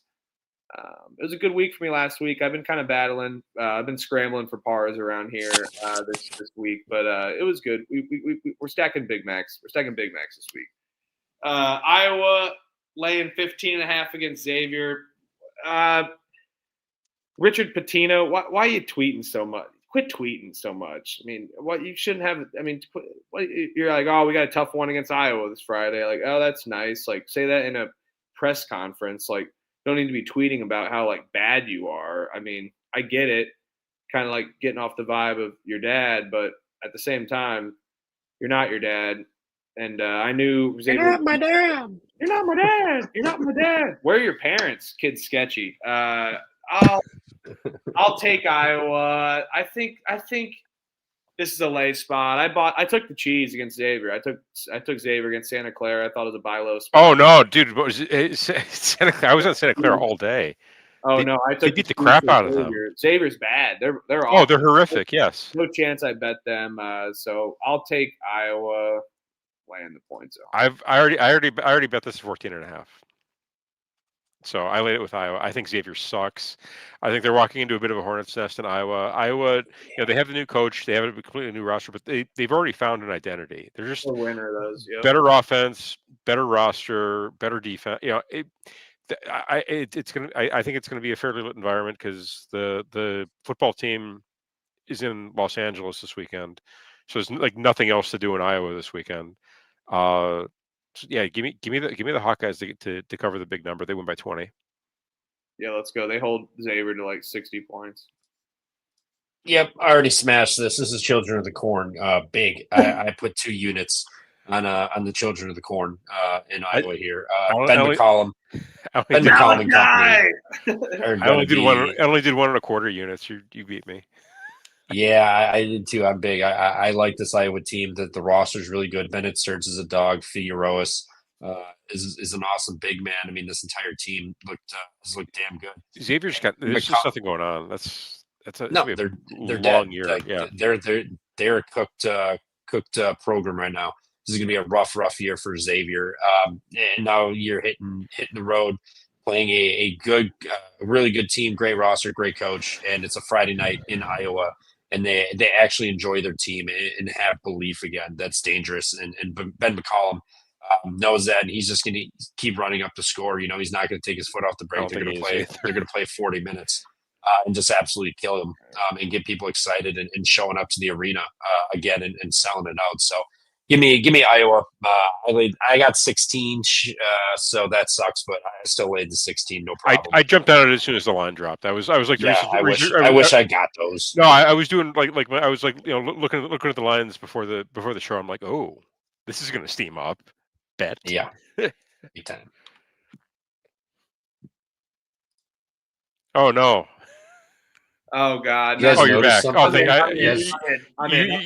You look like a kung fu movie for about 10 seconds there.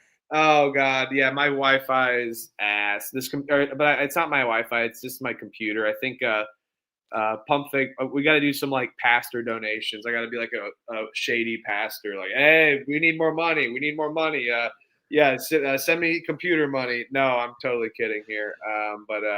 Yeah, I need a new computer. We'll get it though. You got to take that rhythm money and get a Black Friday deal. Yeah, the play of the days are cashing. Let me tell you, we'll get the computer soon enough.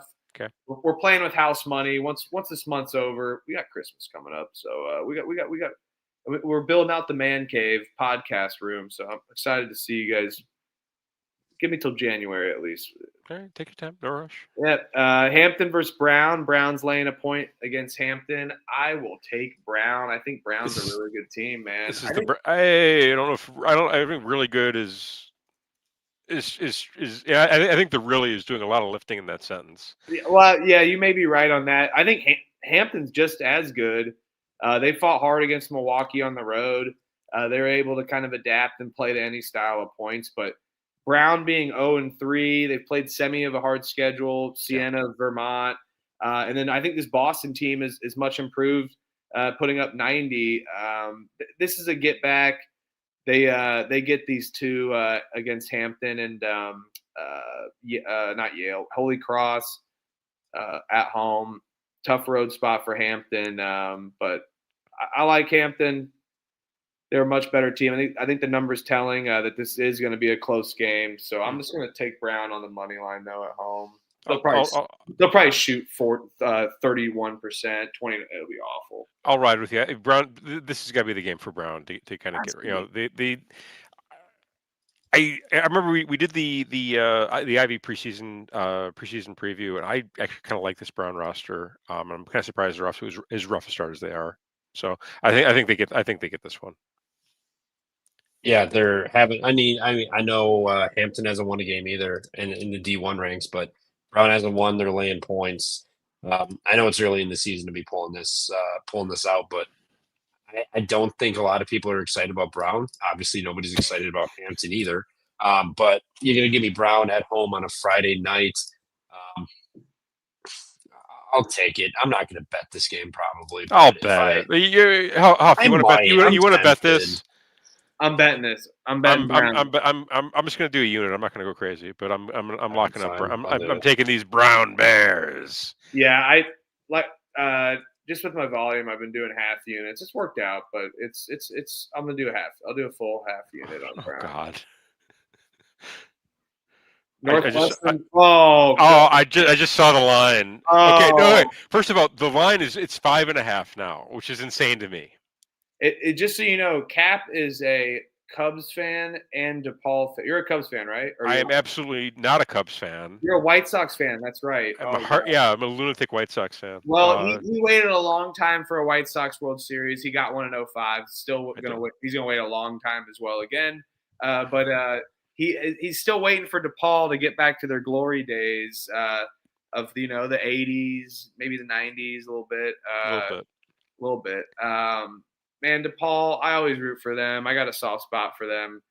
I picked no bet them against Buffalo. What the hell? Take it away, my friend, local DePaul fan. You're a true loyalist. Okay. First of all, we've got this is a legitimate rivalry game. Okay, Evanston versus Chicago. This is at the Wintrust Arena. It's downtown.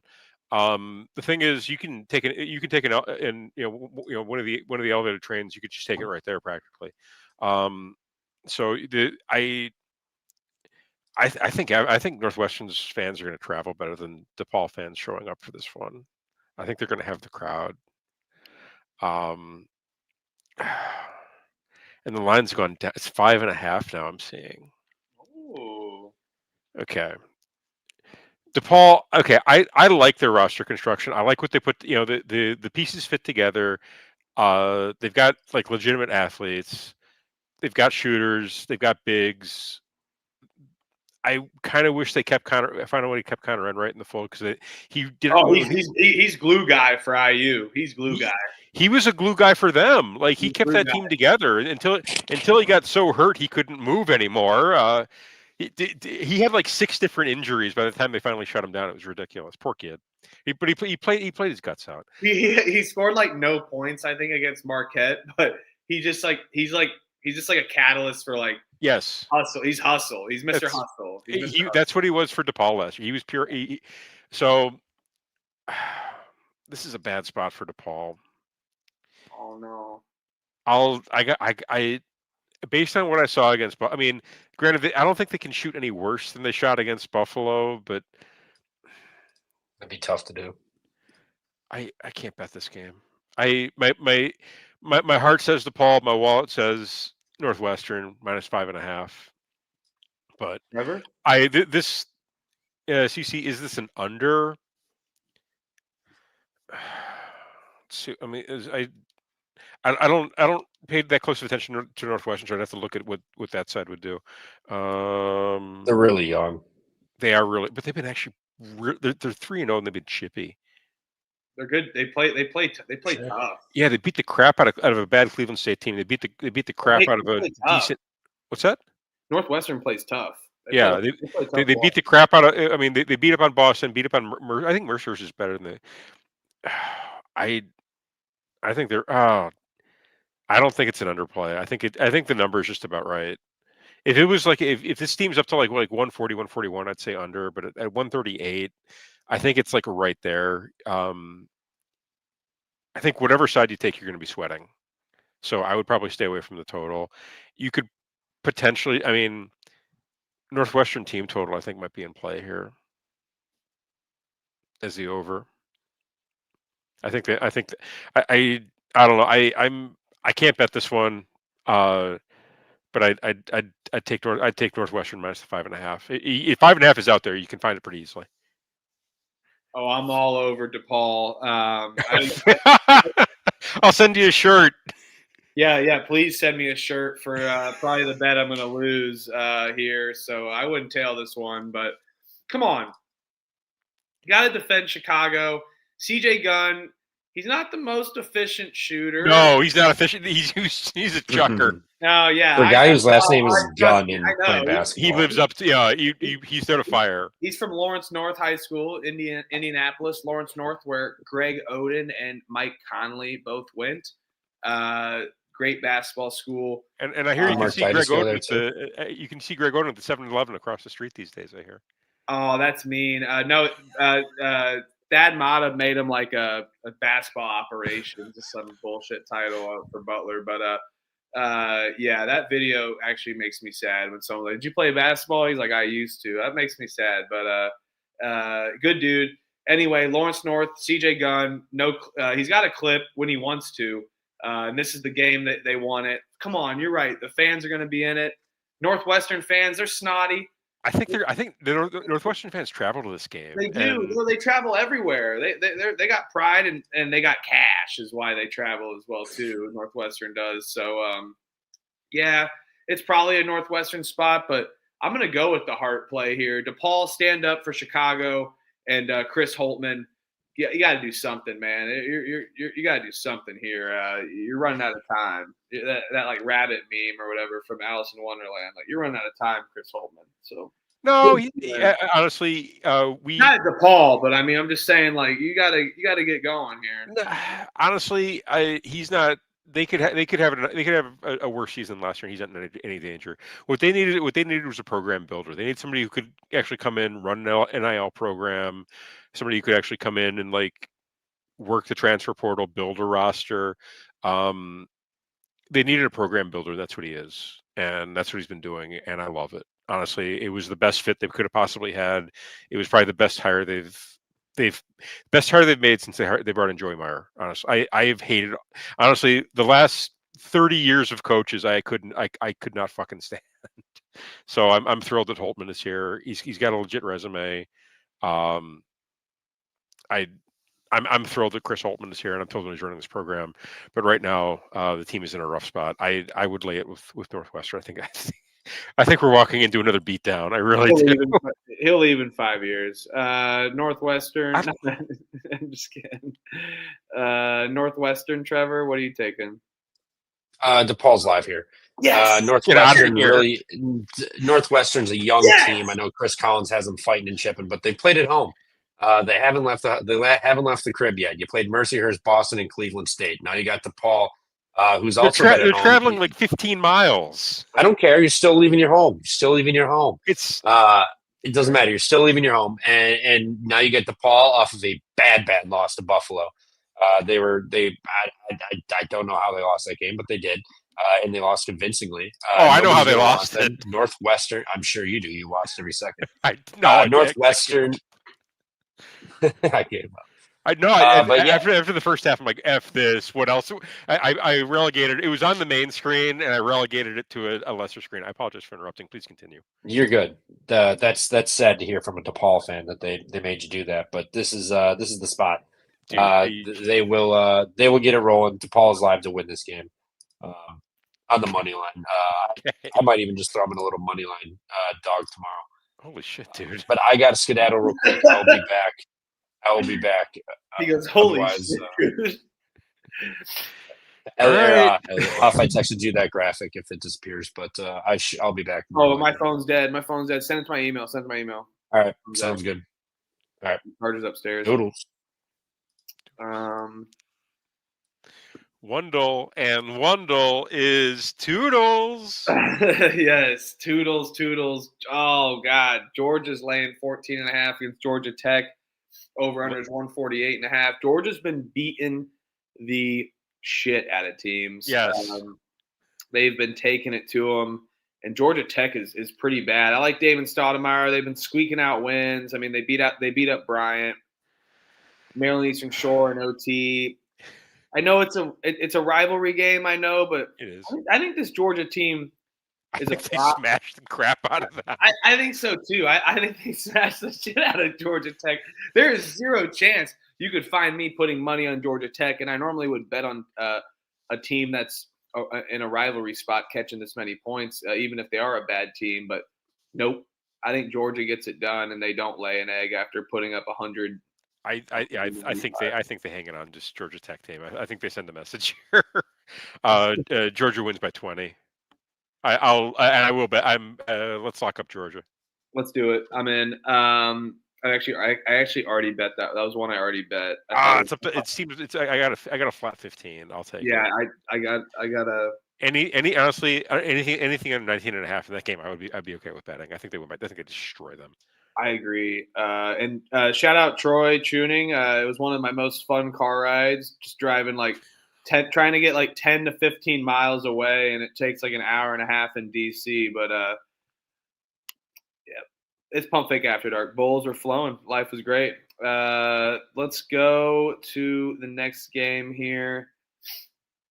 Baylor's laying 24.5 against Charleston State. Over under is 154.5. Baylor. I can't get this team right ever. I did. I bet them. I bet them on Washington against Washington. I took. They were one of my article plays for that day. Last year I couldn't get them right though. This is my problem. Oh, last year they were a mess. It was impossible trying to figure out what they were going to be from night to night. I like Billy Gillespie. Elliot loves Billy Gillespie. He's an absolutist for apologist for Billy Gillespie. I wouldn't say apologist. He's a good coach. But He's got pride for Billy Gillispie. We do too. I can bleed some a little bit, but I don't know. I think this roster's taking a step back through these last Gillespie rosters at Tarleton State. They just had 2 wins. Now you're going on the semi-road, intrastate. I'll lay it with Baylor. I am not going to bet this though because I just can't figure out Baylor, man. Sometimes I don't know if they're willing to beat the shit out of teams either, and they got a look-ahead spot with Creighton and St. John's back-to-back as well next week for Feast Week in the whatever tournament that is. I'm blanking. Okay, so Tarleton, they've already gone on the road. They lost to LSU by 26. And they lost to the fraudulent SMU by 20. I kind of want to take Tarleton here.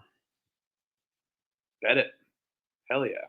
I'll take a knife to a gunfight. I'm gonna wait on this one. I think the line team's up. I mean, I think you're gonna see public money coming on Baylor because people are just gonna know the team name and see that it's kind of compared to like some of the other spreads, it's a little bit short.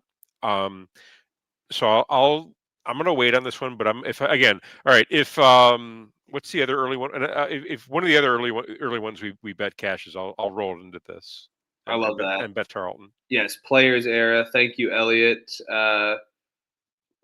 Elliot he's actually just a computer now, just so everyone knows. He's a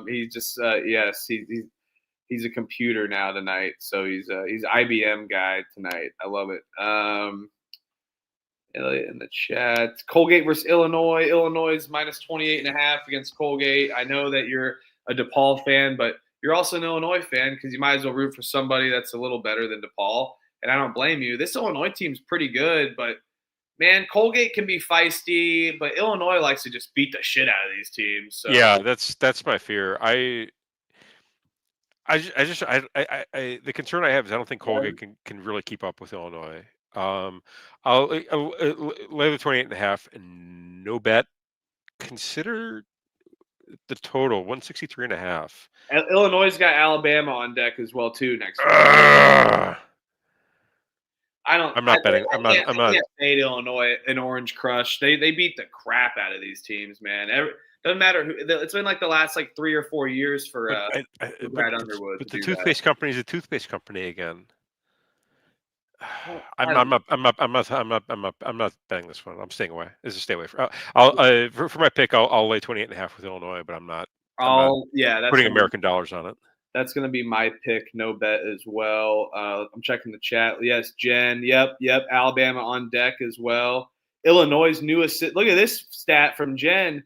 Illinois' new assistant coach just came from Colgate. Oh my gosh! It might be a call off the dog situation. Then they don't want to embarrass their buddy. No, or they're like, or he's like whispering to him and being like, yeah, this play means that. That's some fire stuff. But maybe you can look at it both sides.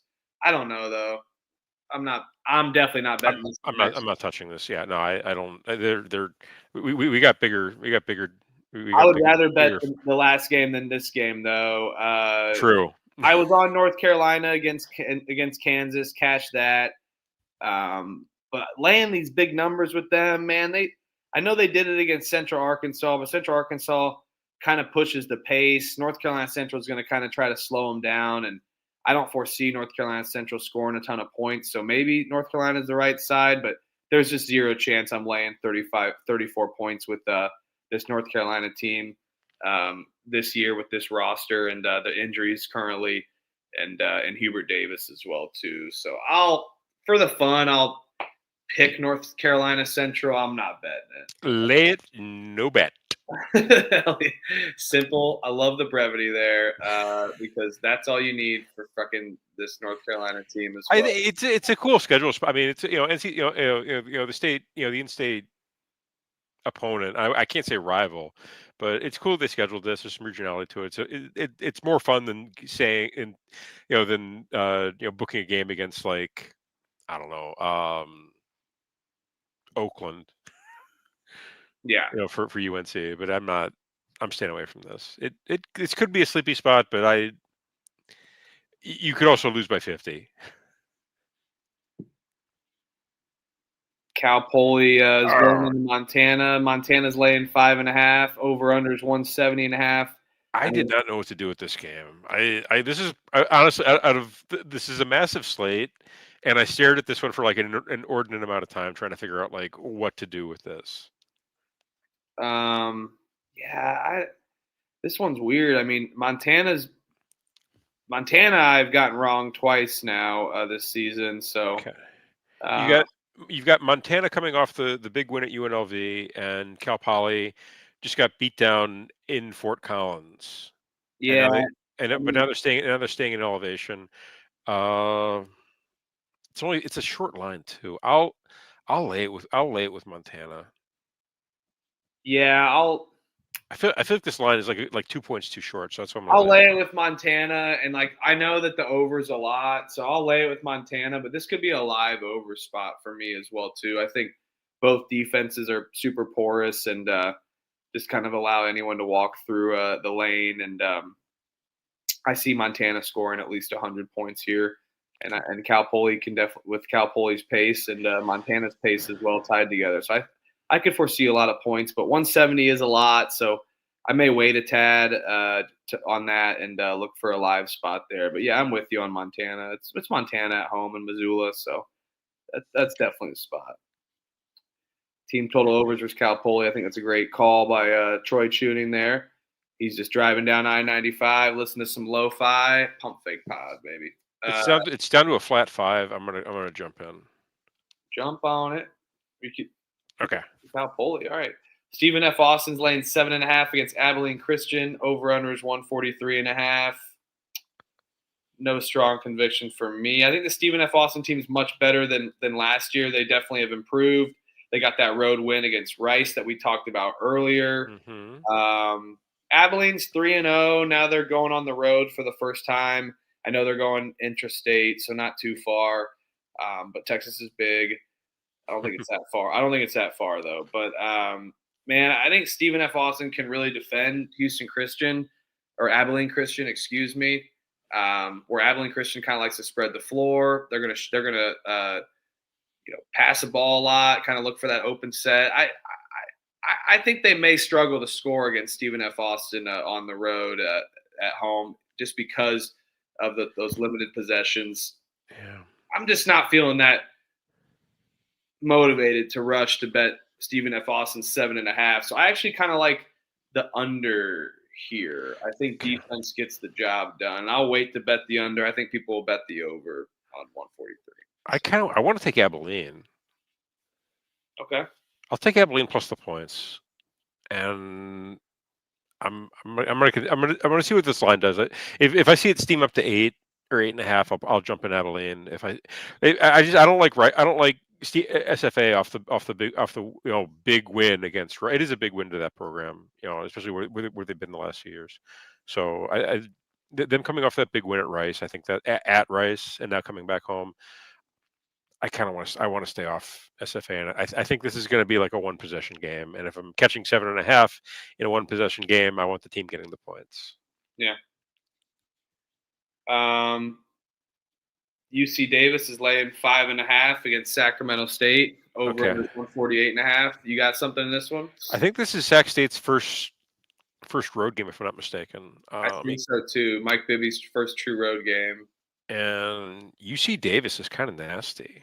They're good this year. Yeah, even with their loss without what was that, Ty Johnson? What was his name? Yeah, Ty Johnson.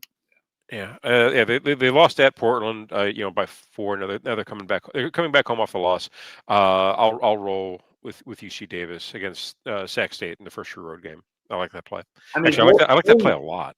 Holding Portland to 6. I know it's Portland, but holding Portland to 67 points. I know they lost, but that's semi-impressive. I mean, that's Portland.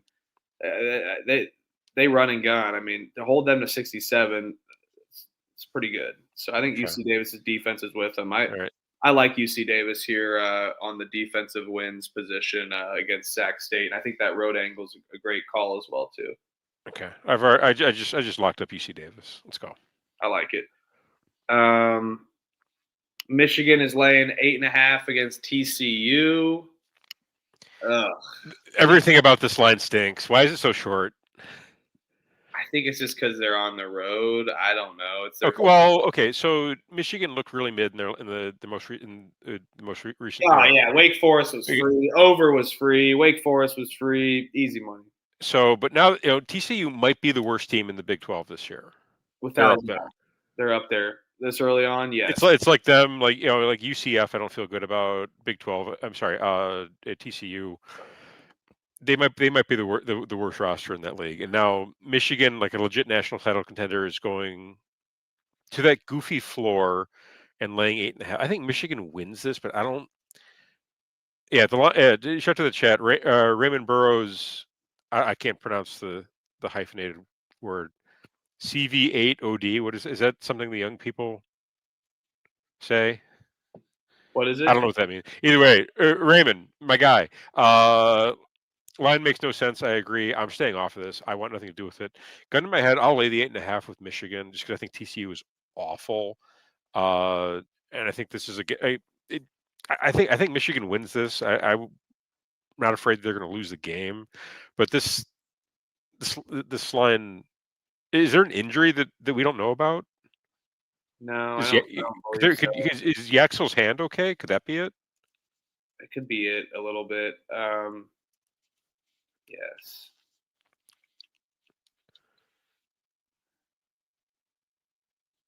Okay. I don't know, man. I'm not going to bet TCU, but Michigan did look pretty mid as well. I'd have to say, in my opinion, as well. I mean, I'll take Michigan. TCU blows. It's a home spot, though. I don't know. I'll take TCU. I'm not going to bet. I don't think I'm not seeing any news on the injury, but there's got to be a reason this line is so short. And does Michigan have a look ahead? Could that be it? I think Raymond's got a good point. If you like TCU, to wait to bet this for sure. I would agree. Yeah, 100%. This is gonna. It's already seemed. It opened, I think, at 7.5, which didn't make a lot of sense to me. And now it's up to 8.5. But who does Michigan have on deck? Do we know? Is it Michigan has Middle Tennessee State? Oh, and then they go to that players era or whatever. Or whatever. So there's no real look ahead here.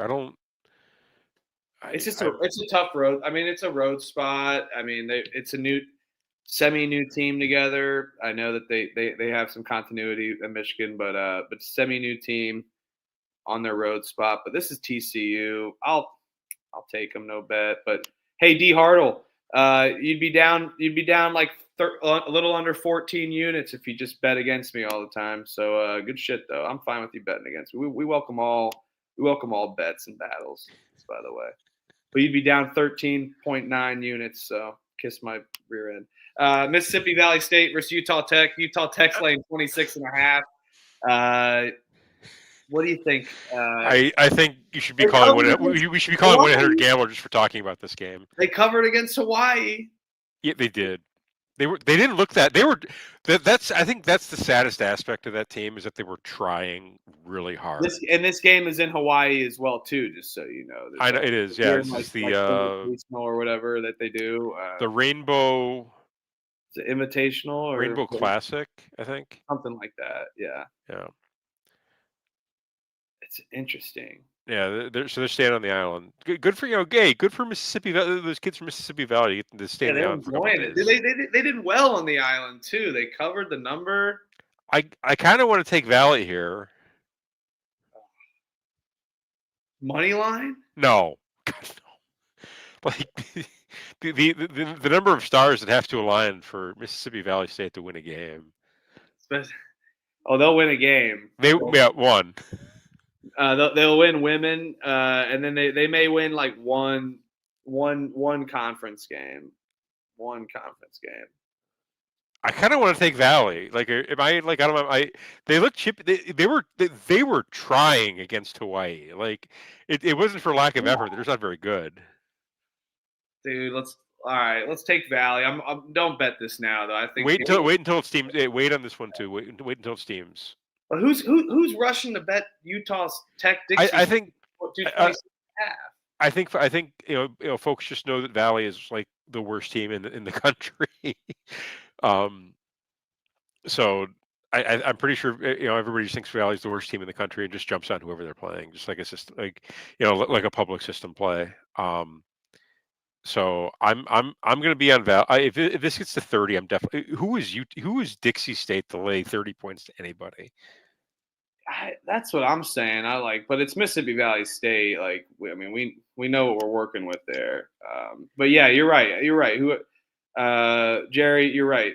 They won. They played. They were trying. It's not like they just like showed up and just let Hawaii run up and down the court on them. Those kids played hard. I had a lot of respect for them. They did. They were whatever their best was. That was definitely it. Cannabis Capper loves Mississippi Valley State. By the way, just so you know, he's a diehard Mississippi Valley State fan. Aren't we all? I mean, how could we not be? Just so you know, Dixie's, Hawaii, the Hawaii Rainbow Warriors and Mississippi Valley State Delta Devils are America's teams. Nobody, they're unhateable. Nobody hates either of those teams. It's impossible. No, how can you not? Best social media in the game as well too. You really just can't be mad about that. All right, what's next? I can't wait to watch this. This is gonna be on one of my screens. I promise. This is gonna be on ESPN Plus for sure. I think I'm 9% sure it is. So I kind of can't wait to watch this. Valley games I always have on Valley there's always a Valley screen in my house. I love it. Yes, Valley gets their own screen. All right, what do you got in this one, Cap? I'm gonna load up. This is a mortgage bet, my friend. Okay, this is what I'm saving the powder for. Ooh, okay. North Texas at St. Mary's. St. Mary's is gonna fucking kill them. This is a destruction spot. Okay, look at what St. Mary's has done in that building in the non-conference. I know. And you've got a North Texas. I've watched a lot of. Okay, first off, I really like Danielle Robinson. I think he's actually a really solid coach. I'm excited to see what he does. In a bigger program. This is no hate on him. I think I'm kind of a North Texas is one of my other teams that I tend to pay close attention to throughout the year. So no hate on North Texas. They might be aside from the issue at Oregon State coming into that game, they were the luckiest team in the country. Let me pull this up so I can speak accurately on what North Texas has been up to. That they had the 2-point win at the buzzer over Loyola Chicago in a game I don't think either team really had any right winning. It was technically a neutral site game that I think had, like, no joke, 800 people in attendance. It was smart. You could have walked in after 15 minutes.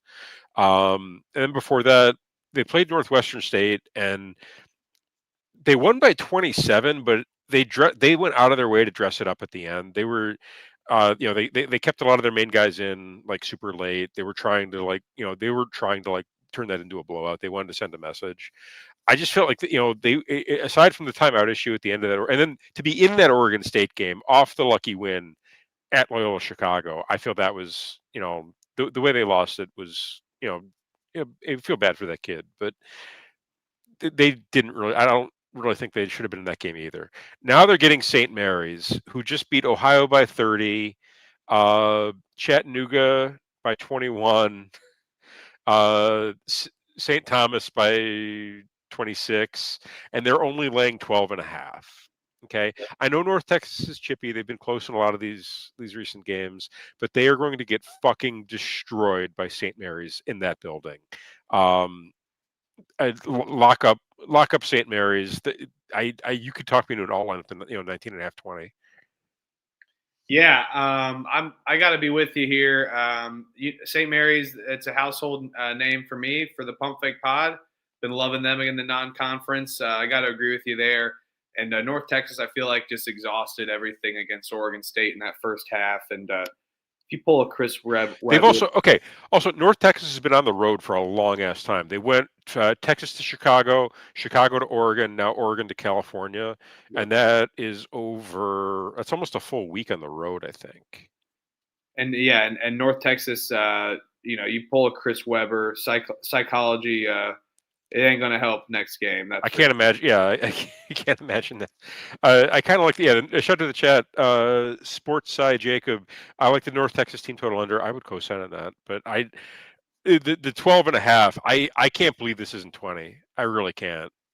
Yeah, I mean, that's interesting. I do like that team total under too, especially with how slow North Texas plays with getting from But Rock still- Hodge to Cleveland State's old head coach as well. St. Mary's is the new non-conference system play. They destroy these teams. All right, Providence is laying a point in Colorado in Boulder, and I just don't think that that's right. That a Kim English team on the road is laying points in elevation, and yeah, you hear that? You hear that?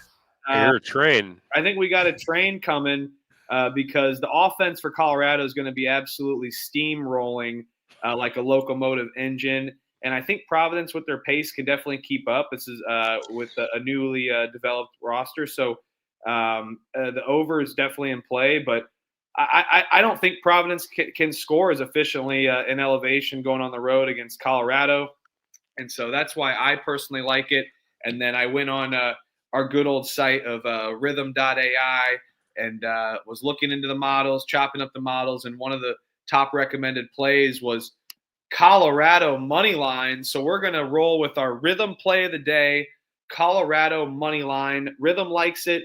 Predictive modeling, betting insights, you name it. They got it all. And also the insides of Colorado itself. They think Colorado can score.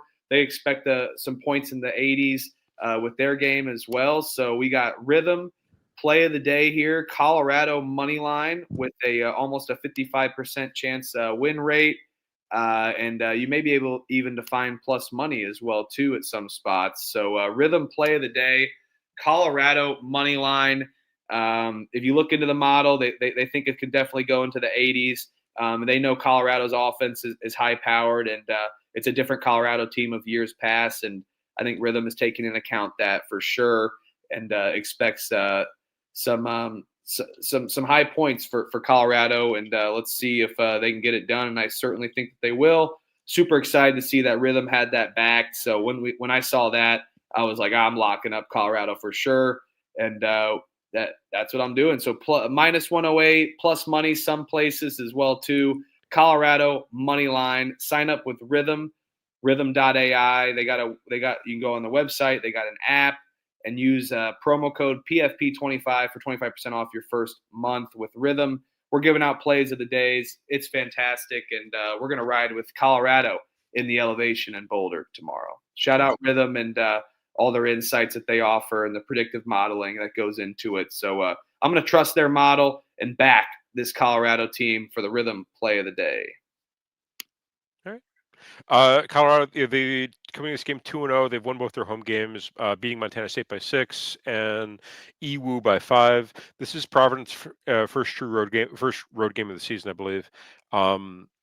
They dropped an overtime game to Virginia Tech, and they beat the crap out of Penn and won by 10 over Holy Cross. So I like the spot for Colorado. Yeah, and I can't, and nobody can fade the model. So I ride with Colorado, and I ride with Rhythm, and I ride with Pump Fake.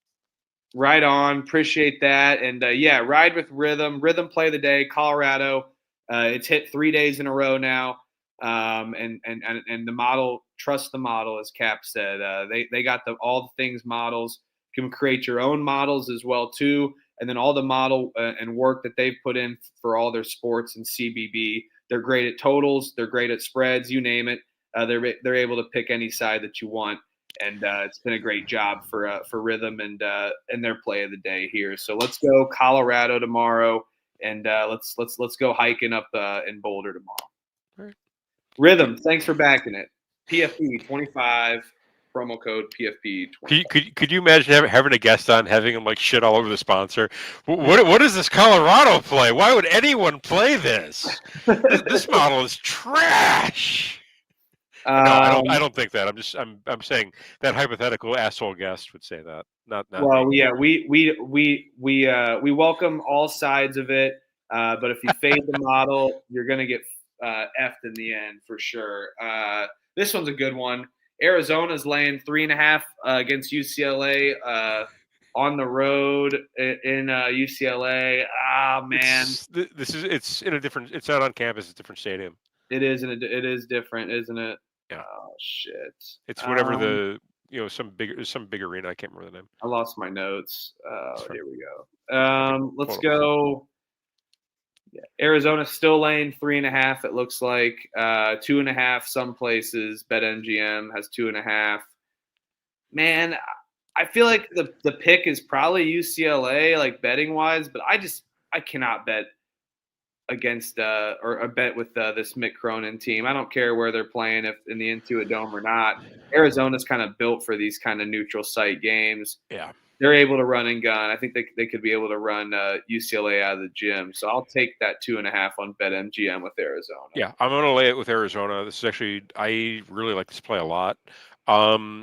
Arizona's got size, and UCLA really doesn't. And I think that advantage is really going to mess with UCLA. They're really going to struggle to defend the paint this year. They got Bilodeau's. I think he's like their starting like closest thing they have to like a starting big. I think he's got a little bit of height, but he gets pushed around pretty easily. I really like this for Arizona. I think they roll here, and I think we have an epic Mick Cronin meltdown afterwards. He just goes out of his way to like shit talk his own. Actually, he's going to be thrilled when they get smashed because that way he can shit talk his team even harder. Yeah, more like wine. All he does is wine. Another Koa Pete masterclass. I think so. I think so too. I think they're not going to have an answer for him. Danny Dunn, UCLA's look horrible in the big games, and then Dave Pola, big Arizona fan. Bear down. See you in Vegas this March, my friend. I don't know that this line is short. I think it's about right. 2.5 BetMGM. I think Caesar as well. I don't think it's short. I really don't. Yes. I think the number is just about right. But that being said, I do like Arizona. I think they win by 6. But it's I don't. The number doesn't scare me. Is the point I'm trying to make. Yeah, I get that. All right, this one's kind of interesting. Cal Baptist is laying 12.5 against Western Illinois. What? I know Cal Baptist. That's the weird court, right? Yeah. Oh. No, it's not. It's a normal court. That's Bakersfield. I think so. Yeah, the crooked court. Okay, so Illinois stinks, man. And they're on their 4th straight road game. They got to get one though, right? No, they're not going to get Baptist rolls. Western Illinois. They've lost. Okay, let's see what we got here. They lost to Radford by 15. They lost to Iowa by 19. They lost to C-Sub by 16, and now they get Cal Baptist, who just they're almost a week removed from beating Cal Irvine. Yeah. So I think the Lancers get it done here. They're better roster, a lot fresher legs.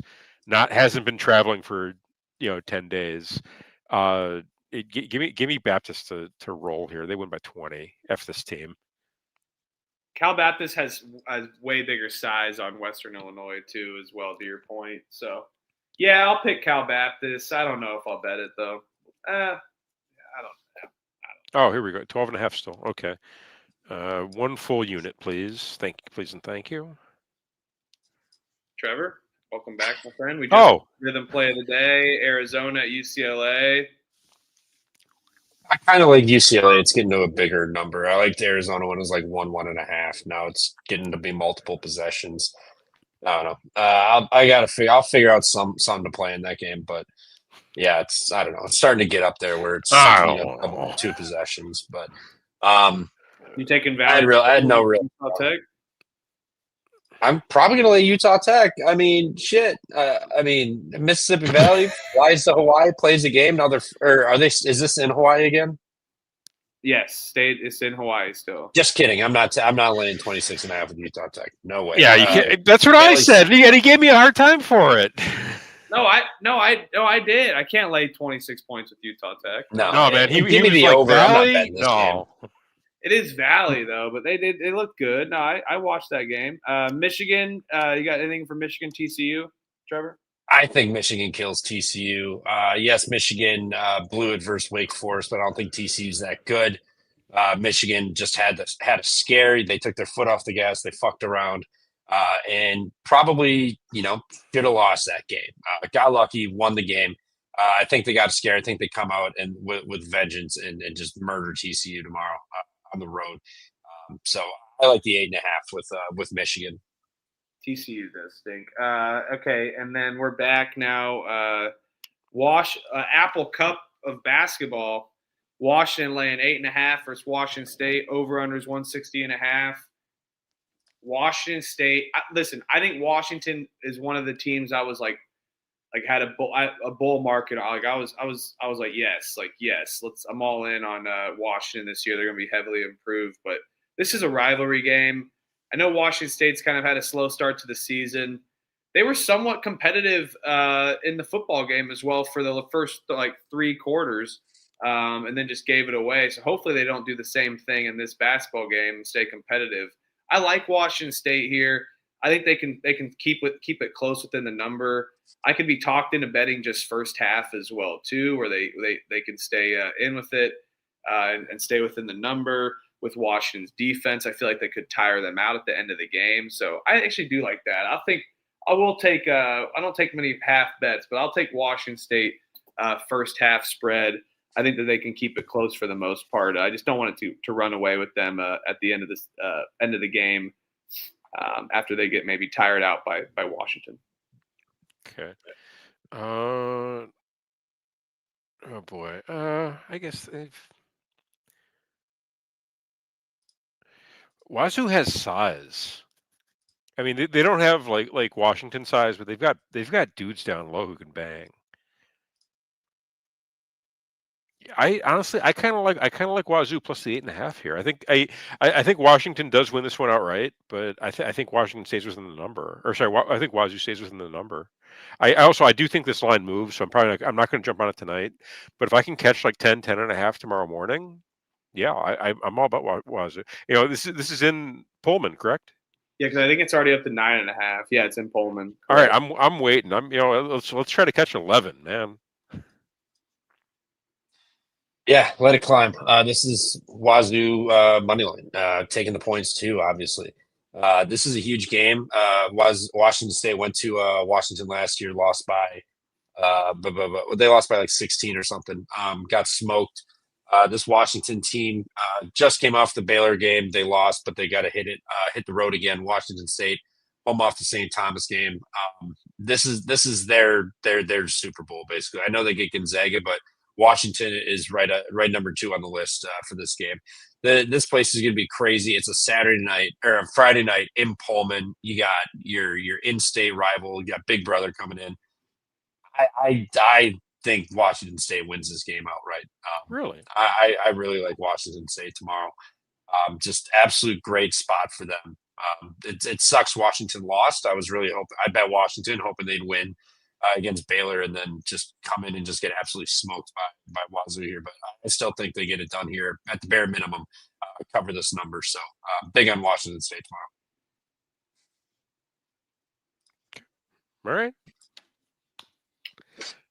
I'm waiting to bet it. You love it so much. You bet this already, or are you waiting? I'm waiting to see what kind of happens with this. I see a juiced 8.5 on Washington State, so that's not ideal. I thought it was 9.5 before the show started, so I think it's moving in the opposite direction. So that's why I locked up first half with Washington State.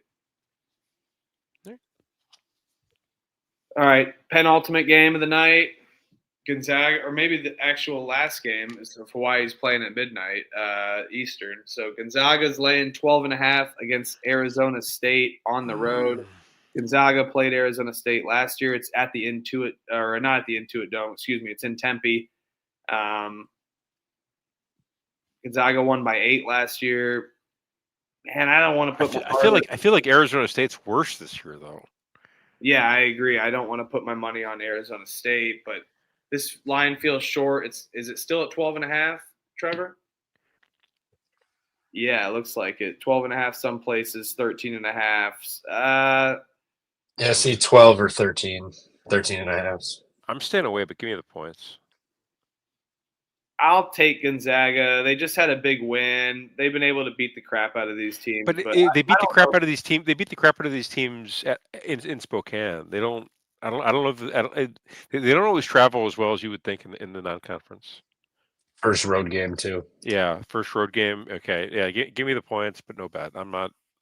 I'll be an interested observer as opposed to a better. Yeah, I'm not betting this. I don't. Not on their first road game. I'll be on Arizona State if the number gets big enough. Probably, if it sits at 12.5, 13.5, I'd probably I'm going to play it. I know Arizona State, not great, but Gonzaga, first road game, they've got all this hype. They're laying 12.5 against a perceived terrible Arizona State team, which they're not going to be great, but they've looked good so far against the nobodies. So at least they have that. They're tall. Their defense has been really good, forcing turnovers. They're not turning the ball over. They're rebounding. So I like Arizona State. I think they're going to keep it close.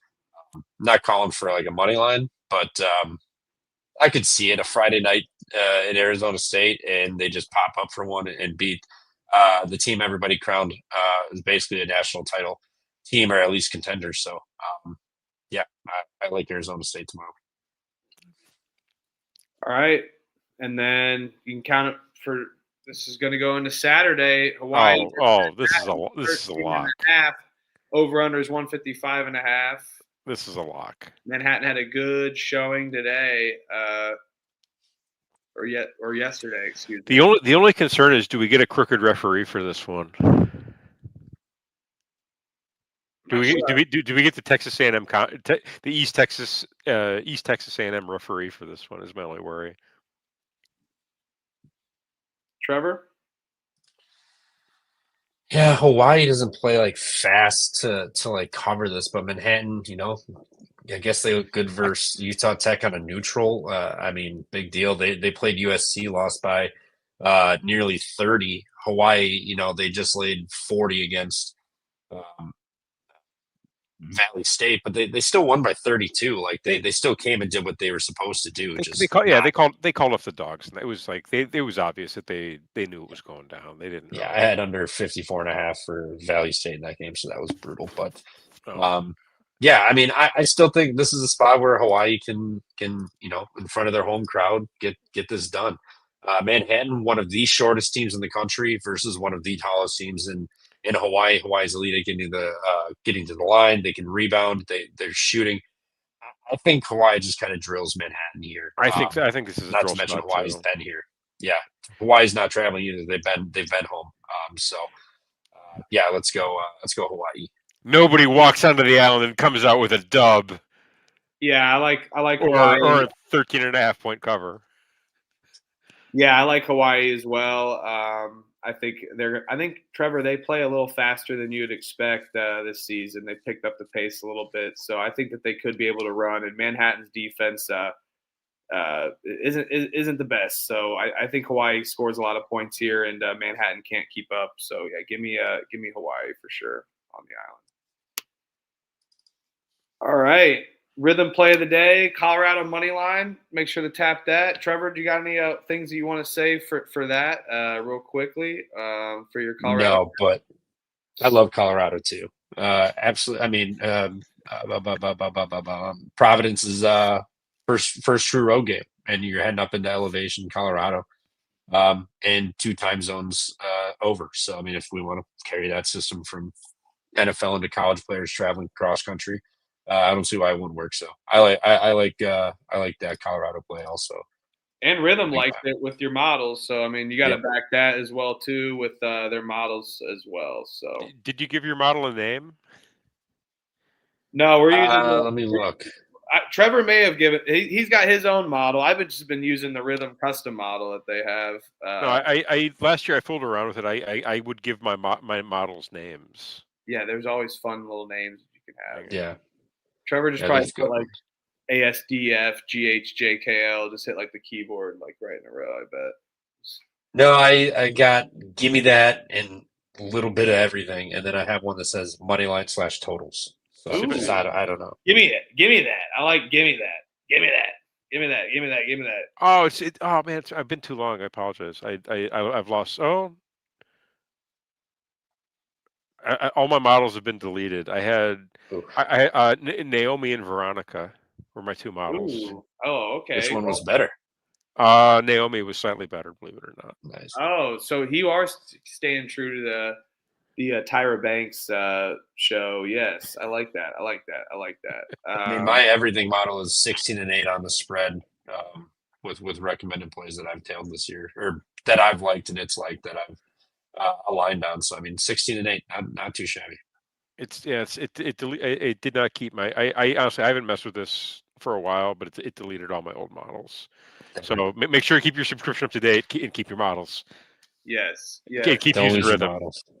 Do not lose your model. Do not do what I did and lose my models. That's not. It's easy to make them back, though. You can get them back. You can get them back. But yes, everyone, thanks in the chat. You fade us. Oh, we need our. Appreciate everybody. What's up? We need our triple threat. We need a parlay. Oh yes, the triple threat parlay. Okay. All right.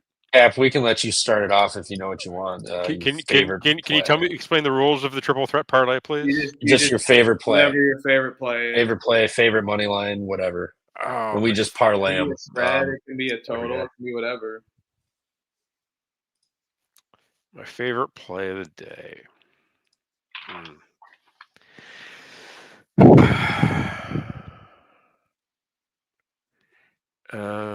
Jeez.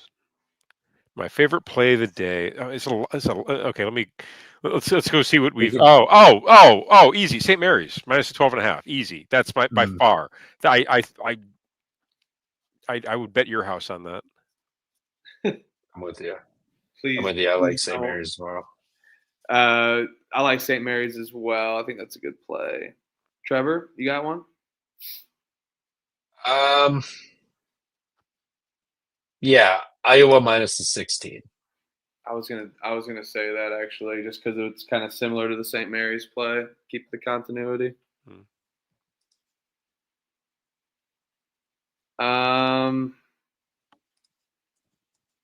Okay, I'm gonna go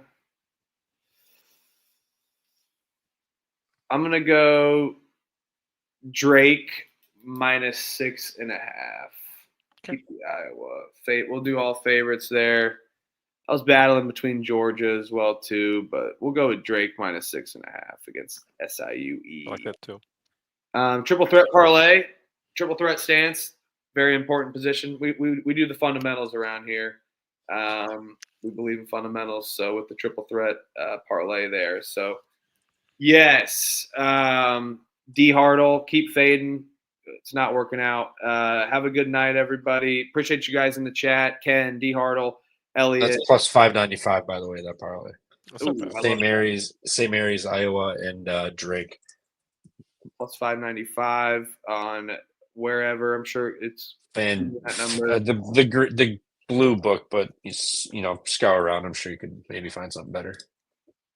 Troy, Raymond, Jacob, Z Paulson, Jerry, Raymond, Brandon, my gosh, everybody, Jen, everyone. Appreciate you guys in the chat. You guys, we accept everyone around here. We appreciate the community we're building. You guys have been great, and make sure to give everybody a follow. I'm at Michael_Huffer3. He's at Stooley Picks, and we got our guest here, Cannabis Capper. Cannabis, where can we find you?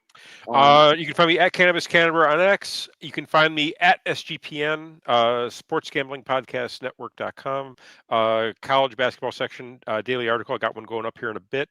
Sometimes co-host TCE pregame, and the Locks and Dogs college football and NFL podcast mainly on YouTube. You can find me on Spotify if you want to listen. Yeah, Locks and Dogs. Give that a listen. Got all the football plays. Fun time there. A lot of insights for football. football and NFL, and also TC pregame as well. It's a fun time with you there. Appreciate you coming in, Cap. It's been real. Chat, comment your favorite play on our YouTube once this is posted. Comment your favorite play on YouTube, and appreciate all you guys. And you could also comment "bear down," #bear down. We'd all appreciate that too. Nah, go Pack, go baby. Oh yeah, okay. Well, you guys all can't. I guess you guys all can't have Daniel Jones. I get it. So it's all good. We got J Love. We got something better. Actually, yeah, just about everybody could have had Daniel Jones. No, I completely agree. Well, you didn't get him, but you didn't get Jonathan Taylor, so that's all that matters. He's the MVP. So I had him for 4 years. Well, you do have an MVP ticket. Well, you had him for Wisconsin. Congratulations. It's a new game, man. Still a beast. Still a beast. Caleb's still undefeated in Lambeau. That's all I'm saying. Oh, I'm not doing that. That close. I don't know what you guys are talking about. If you guys aren't talking Evansville and Dixie State, and I don't know what you're talking about. I'm just kidding. Yes, I'm very inclusive. Believe everything. Yes, thank you so much, everybody. Community's been great. Drop your favorite play on the YouTube channel. Like and subscribe to Pump Fake Pod. We got an Instagram, by the way, @pumpfake_pod on Instagram if you're interested. So we're going to get into the Instagram game, see what that's like. It is made. Give that a follow. You guys are the realest. Triple Threat Parlay. Check that out. All of our plays. Pick sheet posted. Picks for the morning. See you guys tomorrow night. Peace and love. Toodles.